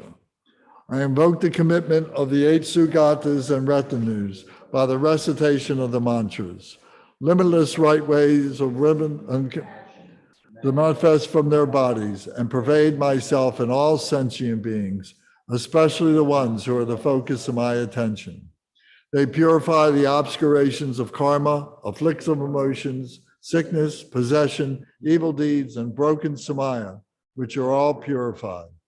In an instant, all achieve the various realizations of all the Buddhas and Bodhisattvas. Tepe kugu deshe korchegi, kusong togle wozer pagmetro, migyo soche kamsum semchengi, dogme ne sagle nyong dig drib dang. Ne don dam shig nam chak malu jang. They shake say jage and lab things in dog. Now the long Dharani in English. This is it, the sacred flame. I pay homage to the 7 Sugatas who display the mother wisdom of the controlled mind. In this moment, without hesitation, we pray for wisdom to heal our illnesses of body and mind. You are the guardians of the mountain wisdom of fire. You display the self-arising discipline of root confidence and wisdom to heal. Buddhas, at this appointed time, bestow the light of the healing fire. All the great bodhisattvas who light the path to absolute nature, all knowing ones of enlightened wisdom and compassion, you are the vast ocean of promise to heal all illnesses. All you Buddhas, without hesitation, bestow your healing compassion. May it all be accomplished. May it all be so. Teata, gume, gume, mini, mehi, mati, mati, sata, tadagata, samadaya, dish, tate, ate, mate, pale, papam, shodhani, sara, papam, nisaya, mama, Buddha, Buddha, tame, ume, kume, Buddha, shatra, pari, sodhani, damane, dame, meru, meru, meri, shikari, sara, akala, mitiyu, nara, rene, Bude, subude, Buddha, dishtate, nara, kasan, tume, sara, deva, same, asame, samava, haran, tume, Sara, Buddha, Bodhisattva, Same, Same, Prashaman, Tume, Sara, Ijupa, Drawa, Baya, Daya, Purani, Purani, Purayame, Sara, Isaya, Bedori, Prati, Bashi, Sara, Papam, Kasam, Kari, Soha, Teata, Gume, Gume, Mini, Mehi, Mati, Mati, Sapta, Tadagata, Samadaya, Dish, Date, Ate, Mate, Pale, Papam, Shodhani, Sara, Papam, Nisaya, Mama, Buddha, Buddha, Tame, Ume, Kume, Buddha, Shatra, Pari, Sodhani, Damane, Dame, Meru, Meru, Meru, Shikari, Sara, Akala, Mitiyu, Nara, Rene, Bude, Subude, Buddha, Destate, Nara, Kasan, Tume, Sara, Dewa, Same, Asame, Samava, Haran, Tume, Sara, Buddha, Bodhisattva, Same, Same, Prashaman, Tume, Sara, Juba, Dara, Purani, Purani, Purayami, Sara, Isaya, Badori, Prati, Bashi, Sara, Papam, Kasam, Kari, Soha, Teata, Gume, Gume, Mini, Mihi, Mati, Mati, Sapta, Tadagata, Samadaya, Dish, Date, Ate, Mate, Pale, Papam, Shadhani, Sara, Papam, Nisaya, Mama, Buddha, Buddha, Tame, Ume, Kume, Buddha, Shatra, Pari, Sodhani, Damane, Dame, Meru, Meru, Meru, Shikari, Sara, Akala, Metiyu, Nara, Rene, Bude, Subude, Buddha, Destate, Nara, Kasan, Tume, Sara, Dewa, Same, Asame, Samava, Haran, Tume, Sara, Buddha, Bodhisattva, Same, Same, Prashaman, Tume, Sara Ijupa, Drawa, Baya, Daya, Purani, Purayami, Sara Isaya, Bedoya, Prati Bashi, Sara Papam, Kasam, Kari, Soha. I make my offerings to you, who destroyed the enemy, negative life cycle changes, who has thus gone to the state of enlightenment like other Buddhas, who perfectly accomplished the quality of the Buddhas, the Supreme Physician, who is fully liberated and awakened, the Enlightened One, Medicine Buddha, Bedoya, Pure Land of the King of Physicians. Om Namo Bhagavate, Bigadze Guru Nama Bedoya, Prabha Rajaya, Tadagateya, Arhate Samayak Sambuddhaya, Teata, Om Biganze, Maha Biganze, Raja Samogate Soha. Teata Om Biganze, Maha Biganze, Raja Samogate Soha. Teata Om Biganze, Maha Biganze, Raja Samogate Soha. Teata Om Biganze, Maha Biganze, Raja Samogate Soha. Teata Om Biganze, Maha Biganze, Raja Samogate Soha.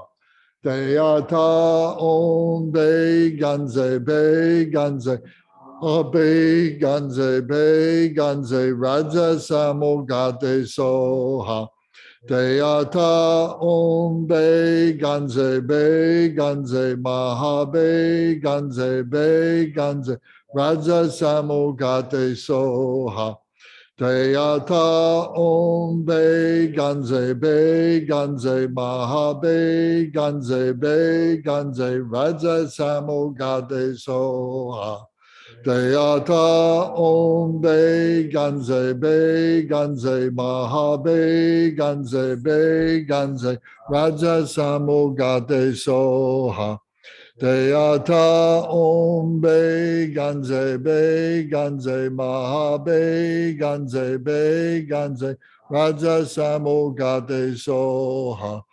Teata Om Biganze, Maha Biganze, Raja Samogate Soha. Teata Om Biganze, Maha Biganze, Raja Samogate Soha. Teata Om Biganze, Maha Biganze, Raja Samogate Soha. Teata Om Biganze, Maha Biganze, Raja Samogate Soha. Teata Om Biganze, Maha Biganze, Raja Samogate Soha. Teata Om Biganze, Maha Biganze, Raja Samogate Soha. Biganze, Maha Biganze, Raja Samogate Soha. Teata Om Biganze, Maha Biganze, Raja Samogate Soha. Teata Om Biganze, Maha Biganze, Raja Samogate Soha. Teata Om Biganze, Maha Biganze, Raja Samogate Soha. Teata Om Biganze, Maha Biganze, Raja Samogate Soha. Teata Om Biganze, Maha Biganze, Raja Samogate Soha. Deyata Om Be Ganze Be Ganze Maha Be Ganze Be Ganze Raja Samogate Soha. Deyata Om Be Ganze Be Ganze Maha Be Ganze Be Ganze Raja Samogate Soha. Deyata Om Be Ganze Be Ganze Maha Be Ganze Be Ganze Raja Samogate Soha. Deyata Om Be Ganze Be Ganze Maha Be Ganze Be Ganze Raja Samogate Soha. Deyata Om Be Ganze Be Ganze Maha Be Ganze Be Ganze Raja Samogate Soha. Deyata Om Be Ganze Be Ganze Maha Be Ganze Be Ganze Raja Samogate Soha. Deyata Om Be Ganze Be Ganze Maha Be Ganze Be Ganze Raja Samogate Soha. Deyata Om Be Ganze Be Ganze Maha Be Ganze Be Ganze Raja Samogate Soha. Deyata Om Be Ganze Be Ganze Maha Be Ganze Be Ganze Raja Samogate Soha. Deyata Om Be Ganze Be Ganze Maha Be Ganze Be Ganze Raja Samogate Soha. Deyata Om Be Ganze Be Ganze Maha Be Ganze Be Ganze Raja Samogate Soha. Deyata Om Be Ganze Be Ganze Maha Be Ganze Be Ganze Raja Samogate Soha. Deyata Om Be Ganze Be Ganze Maha Be Ganze Be Ganze Raja Samogate Soha. Deyata Om Be Ganze Be Ganze Maha Be Ganze Be Ganze Raja Samogate Soha. Deyata Om Be Ganze Be Ganze Maha Be Ganze Be Ganze Raja Samogate Soha. Deyata Om Be Ganze Be Ganze Maha Be Ganze Be Ganze Raja Samogate Soha. Deyata Om Be Ganze Be Ganze Maha Be Ganze Be Ganze Raja Samogate Soha. Deyata Om Be Ganze Be Ganze Maha Be Ganze Be Ganze Raja Samogate Soha. Deyata Om Be Ganze Be Ganze Maha Be Ganze Be Ganze Raja Samogate Soha.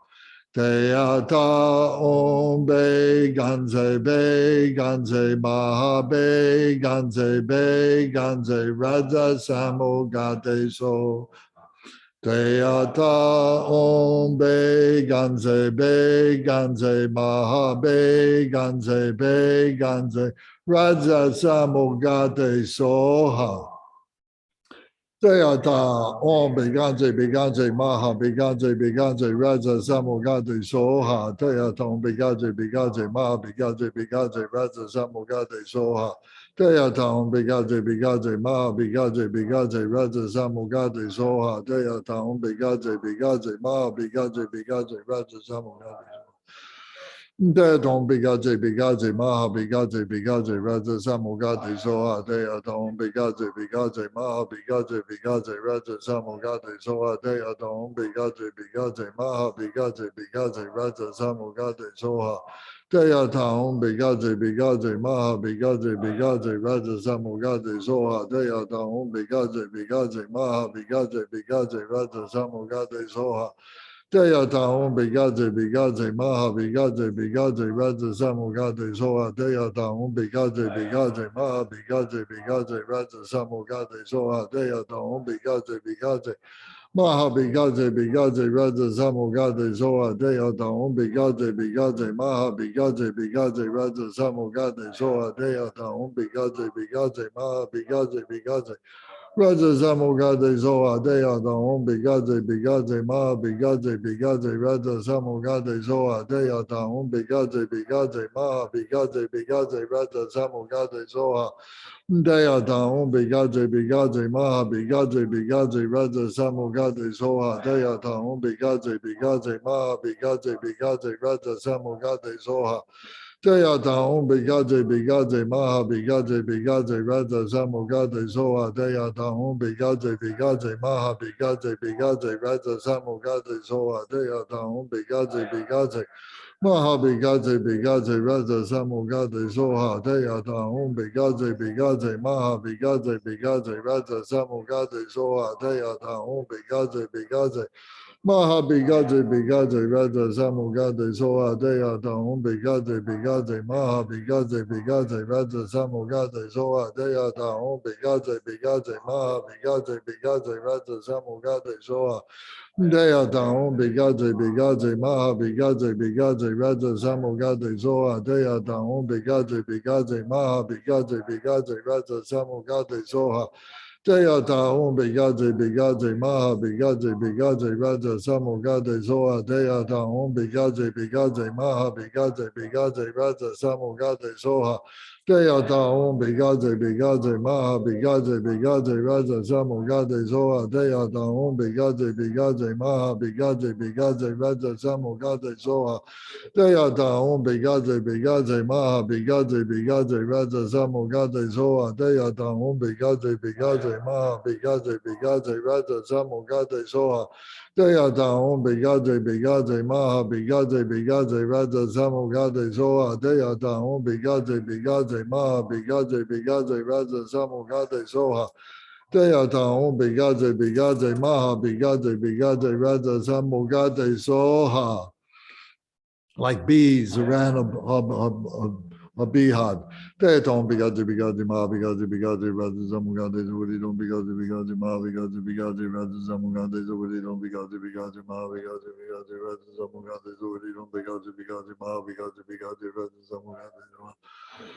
don't because ma because rather zamugade zuri don't because ma because rather zamugade zuri don't because ma because rather zamugade zuri don't because ma because rather zamugade they don't because ma because rather zamugade zuri don't because ma because rather zamugade zuri don't because ma because rather zamugade zuri don't because ma because rather zamugade zuri don't because ma because rather zamugade zuri they don't because ma because rather zamugade zuri don't because ma because rather zamugade zuri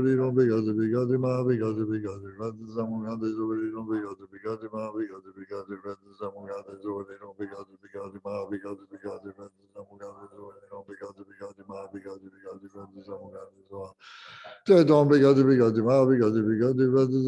rather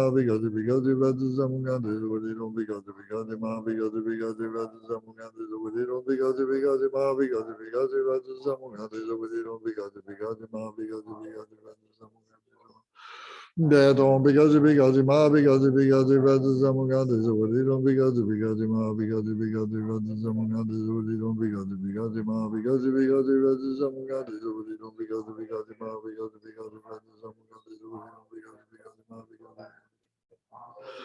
they don't because ma because rather zamugade zuri don't because ma because rather zamugade zuri don't because ma because rather zamugade zuri don't because ma because rather zamugade zuri don't because ma because they don't because ma because rather zamugade zuri don't because ma because rather zamugade zuri don't because ma because rather zamugade zuri don't because ma because rather zamugade they don't because ma because rather zamugade zuri don't because ma because rather zamugade zuri don't because ma because rather zamugade zuri don't because ma because rather Dadon because ma because Razamuganda Zodi don't because ma because Razamuganda Zodi don't because ma because Razamuganda Zodi don't because ma because Razamuganda Zodi don't because they don't because ma because Razamuganda Zodi don't because ma because Razamuganda Zodi don't because ma because Razamuganda Zodi don't because ma because they don't because ma because Razamuganda Zodi don't because ma because Razamuganda Zodi don't because ma because Razamuganda Zodi don't because ma because they don't because ma because Razamuganda Zodi don't because ma because Razamuganda Zodi don't because ma because Razamuganda Zodi don't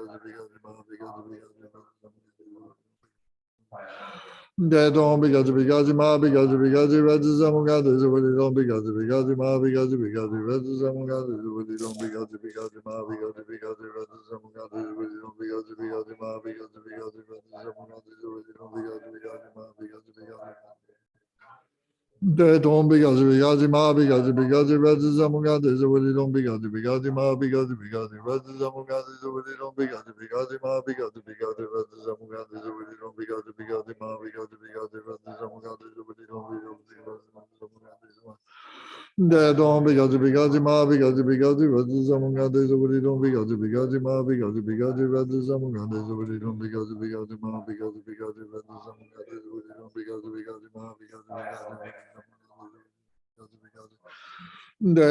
because ma because Razamuganda Zodi don't because ma because Razamuganda Zodi don't because ma because Razamuganda Zodi don't because ma because they don't because ma because Razamuganda Zodi don't because ma because Razamuganda Zodi don't because ma because Razamuganda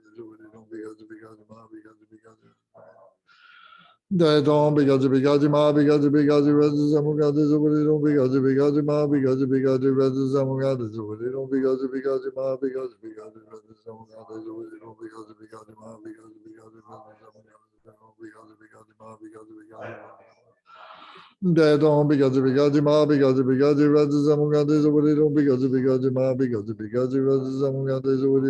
because ma because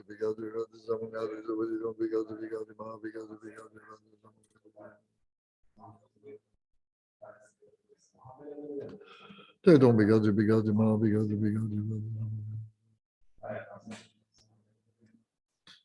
Deata Om Be Ganze Maha Be Ganze Raja Samugate Soha Deata Om Be Ganze Maha Be Ganze Raja Samugate Soha Deata Om Be Ganze Maha Be Ganze Raja Samugade Soha.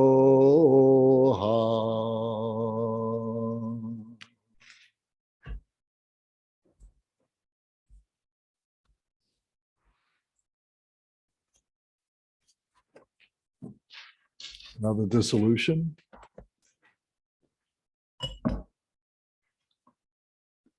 The assembly of the mandala melts into light and dissolves into the central figure, Medicine Buddha.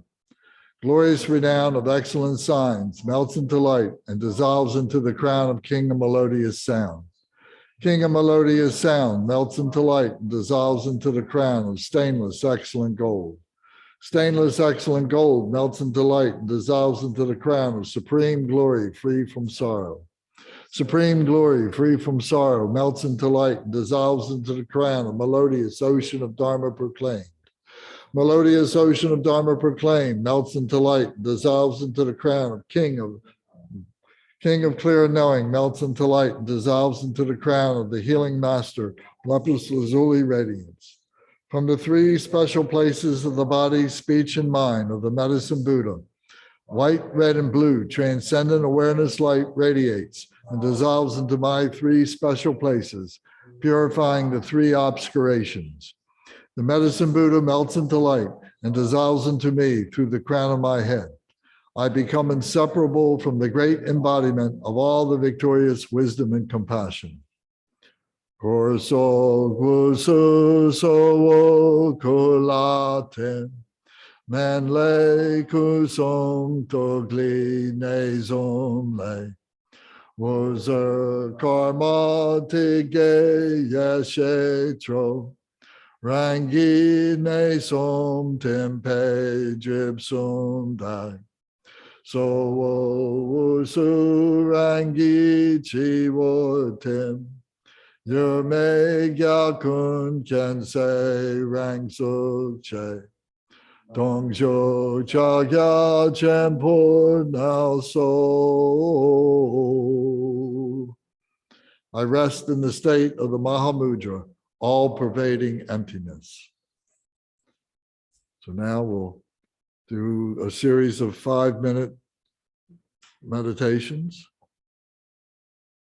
Visualize the dissolution of the 7 Sugatas, Medicine Buddha dissolving into light, coming into the central channel, into your heart center. The Hung on page 5, dissolving from the bottom up into the emptiness, into the Shunyata, the nada flame, fading, fading, becoming invisible. Your mind wanders, just bring it back to the dissolution of the 7 Sugatas, the light coming into Medicine Buddha, coming into yourself, and then the dissolution of the Hung syllable.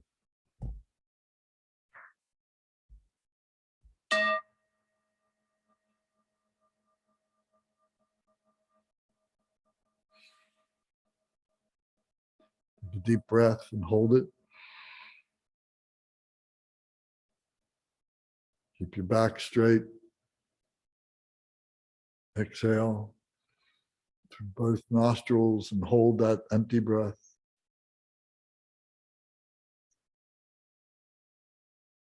Breathe in again.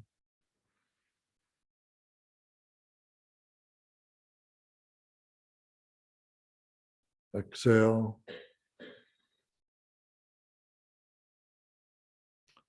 Breathe at your own pace. Use the breathing if you need to stabilize your mind.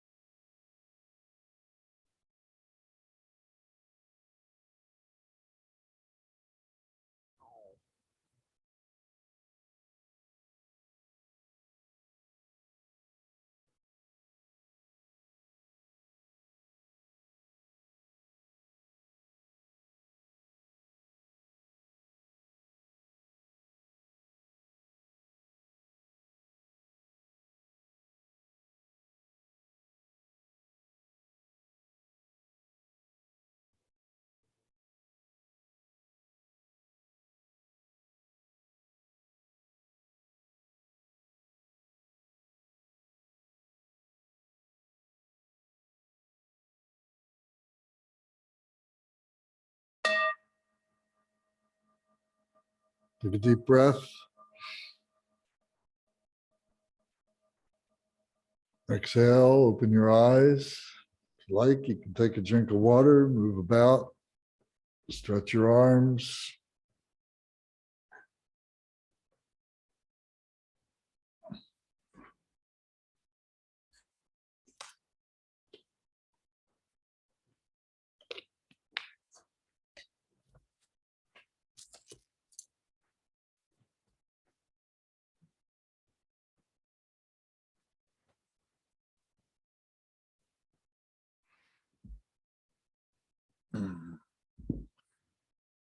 Next segment, 5 minutes.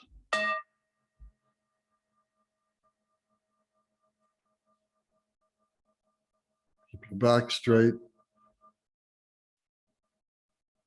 Your hands could be at your knees. Your hands can be 4 inches below your navel in the meditation position, whatever's comfortable for you. Your shoulders back in an elegant position. Your chin down.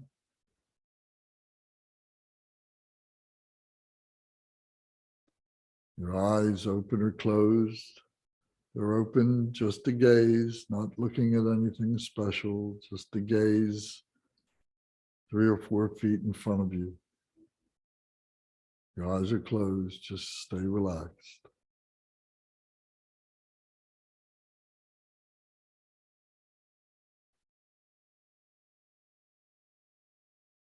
Visualize the hung syllable disappearing, coming invisible into the emptiness.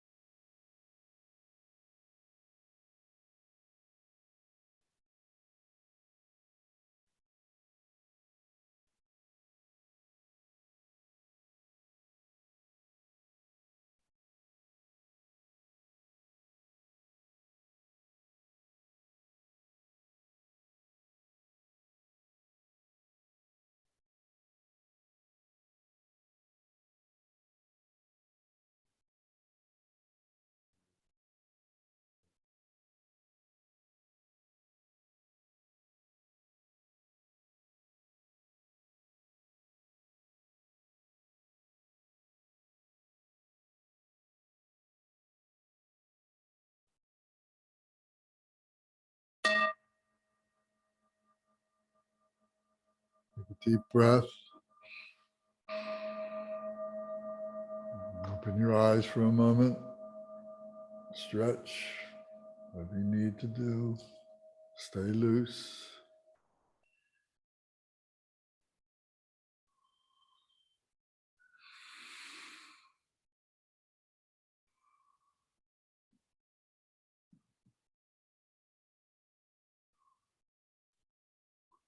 Last segment, last 5 minutes.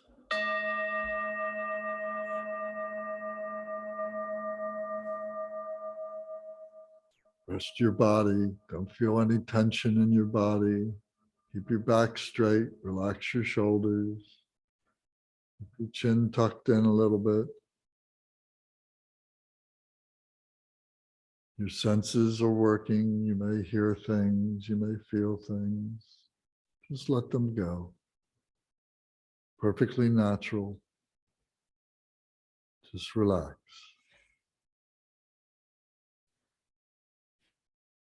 Rest in the mind as such. Peaceful, serene.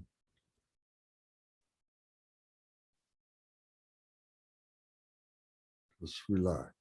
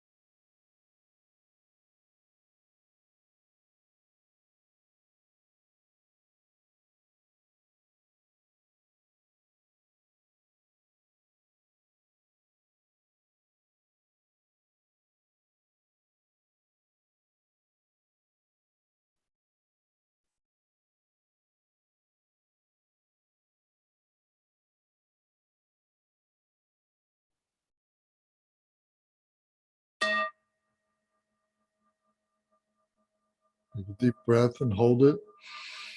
Raise your arms up over your head, bring your hands together and look up between your hands up at the ceiling and stretch your arms, stretch your back, stretch your neck. Exhale, release your arms, let them come back down. Hold that empty breath.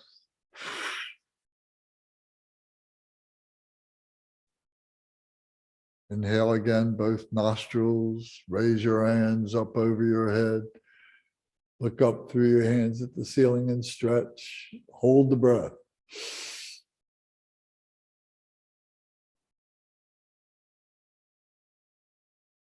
Exhale, and release your arms. Hold the empty breath.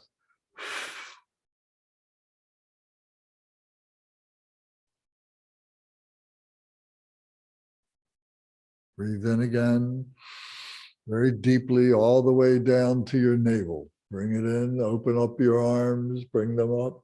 Look between your hands and stretch.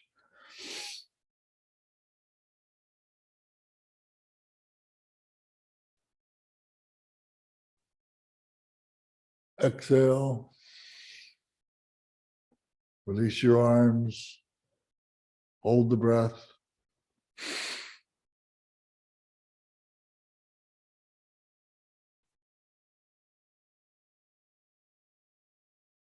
Open your eyes, breathe normal.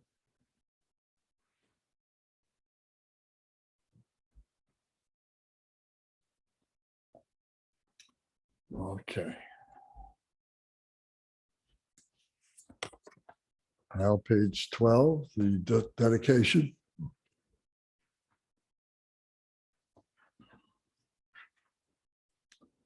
By this virtue, may I quickly accomplish medicine Buddha. All sentient beings, without exception, may I establish in that state. Tibet. Kewa di nor du dai, sangye man la drub yurne, jowa chikyang ma lupa, di sala go pa sho. Aspiration. By the merit of performing all the offerings, praise, recitation, and meditation, may I and all sentient beings have very long, happy lives free from illness. At the time of death, may we see the faces of the Buddhas of the Veladora realm or other pure Buddha fields. In the future, may I and all sentient beings be born in the center of lotuses and Buddha fields, and completing the vast two accumulations, achieve the state of the highest enlightenment. Tibet. Chotu de gongi pe gewadi, se de se ring ne me di ki den, chi se bedu yanang shin la so, nam dak shin du sangye jatong so. Jungir ma wong da so jo wa nam, sangye shin du pe me nging po le, trong te ga chen so ni rab zo ne, la me chang shu go pang to byo chi. Now please go to page 17. The very top, it says Shanti Deva's 4-line prayer for healing. So we recite these 4 lines together. May every being ailing from disease be freed at once from every malady. May all the sickness that afflicts the living be instantly and permanently healed. Very good, thank you. That completes the sadhana. We still have our lineage dedications to do, but does anybody have any questions or comments with the practice? Anything that we discussed or anything?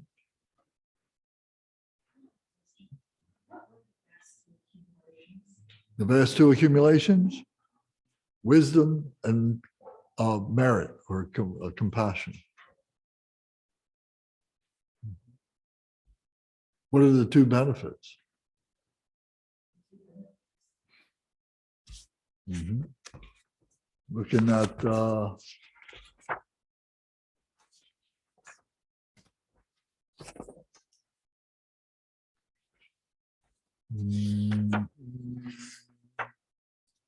let's say the two benefits.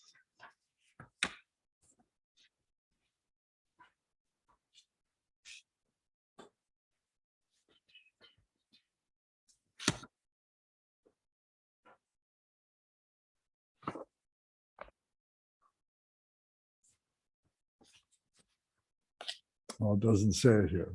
Yes. Well, the two accumulations are the accumulation of wisdom and merit, but the two benefits are the benefit of doing for others and doing for oneself. Mhm. Okay. What is your name? Hi. Sandra? Oh, really? Oh, well, wonderful. Well, welcome. Yes. Oh, congratulations. You just got married. Yeah, a while ago. Yes. Yes. Well, welcome. A beautiful daughter. Yes, that's wonderful. Thank you for joining us today. I hope you enjoyed it. There you go. Have you ever sat for a meditation like this before? Well, very good.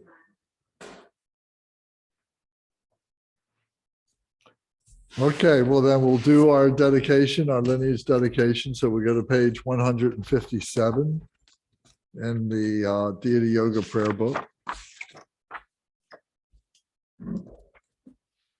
So we just do this in English. Dorje Chang, Talopa, Naropa, Marpa, Milarepa, Dharma Lord Gampopa, Pagma Drupa, and Lord Kumpa. Please bestow upon us the most auspicious blessings of all the Kaju Lamas. By this virtue, may I achieve omniscience. By defeating all enemies, confusion, may all who travel on the waves of birth, old age, sickness, and death cross the ocean of samsara. Bodhicitta, the excellent and precious mind. Where it is unborn, may it arise. Where it is born, may it not decline, but ever increase higher and higher. I pray that the Lama may have good health. I pray that the Lama may have long life. I pray that your Dharma activities spread far and wide. I pray that I may not be separated from you. As Manjushri, the warrior, realized the ultimate state, and as did Samantabhadra, I will follow in their path and fully dedicate all the merit for all sentient beings. By the blessings of the Buddha who attained the three kayas, by the blessing of the truth of the unchanging Dharma as such, by the blessing of the indivisible Sangha order, may the merit I share bear fruit.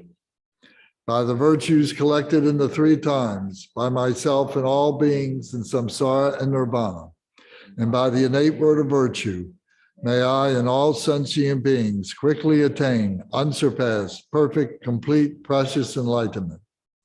May the teachings of the great Trikumpa Ratna Shri, who is omniscient, Lord of the Dharma, Master of interdependence, continue and increase through study, practice, contemplation, and meditation until the end of samsara.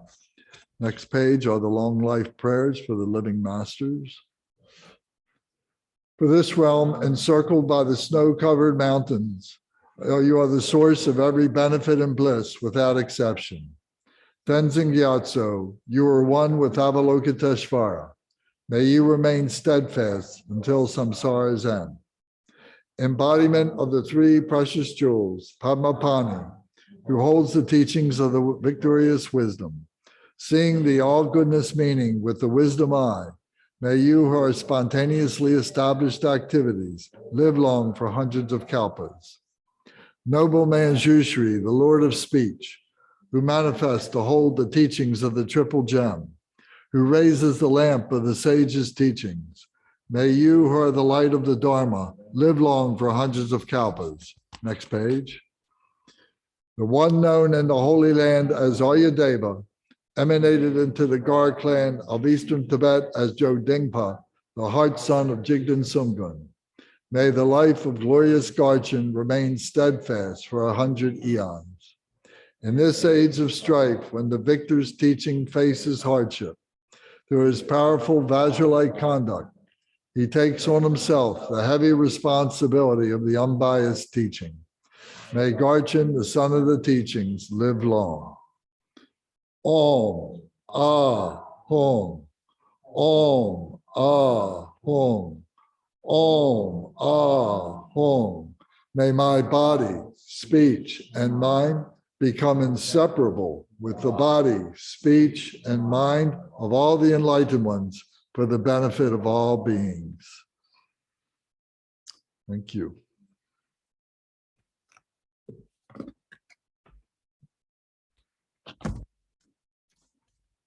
So I've got these cards here. If anybody would like them, you're welcome to have them. With pictures of the 7 Sugatas.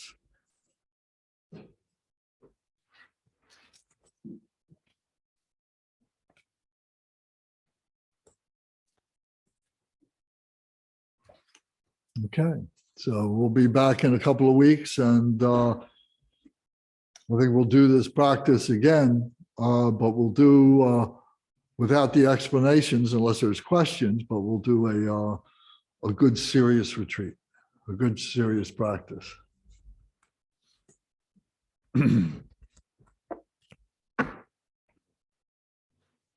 Okay.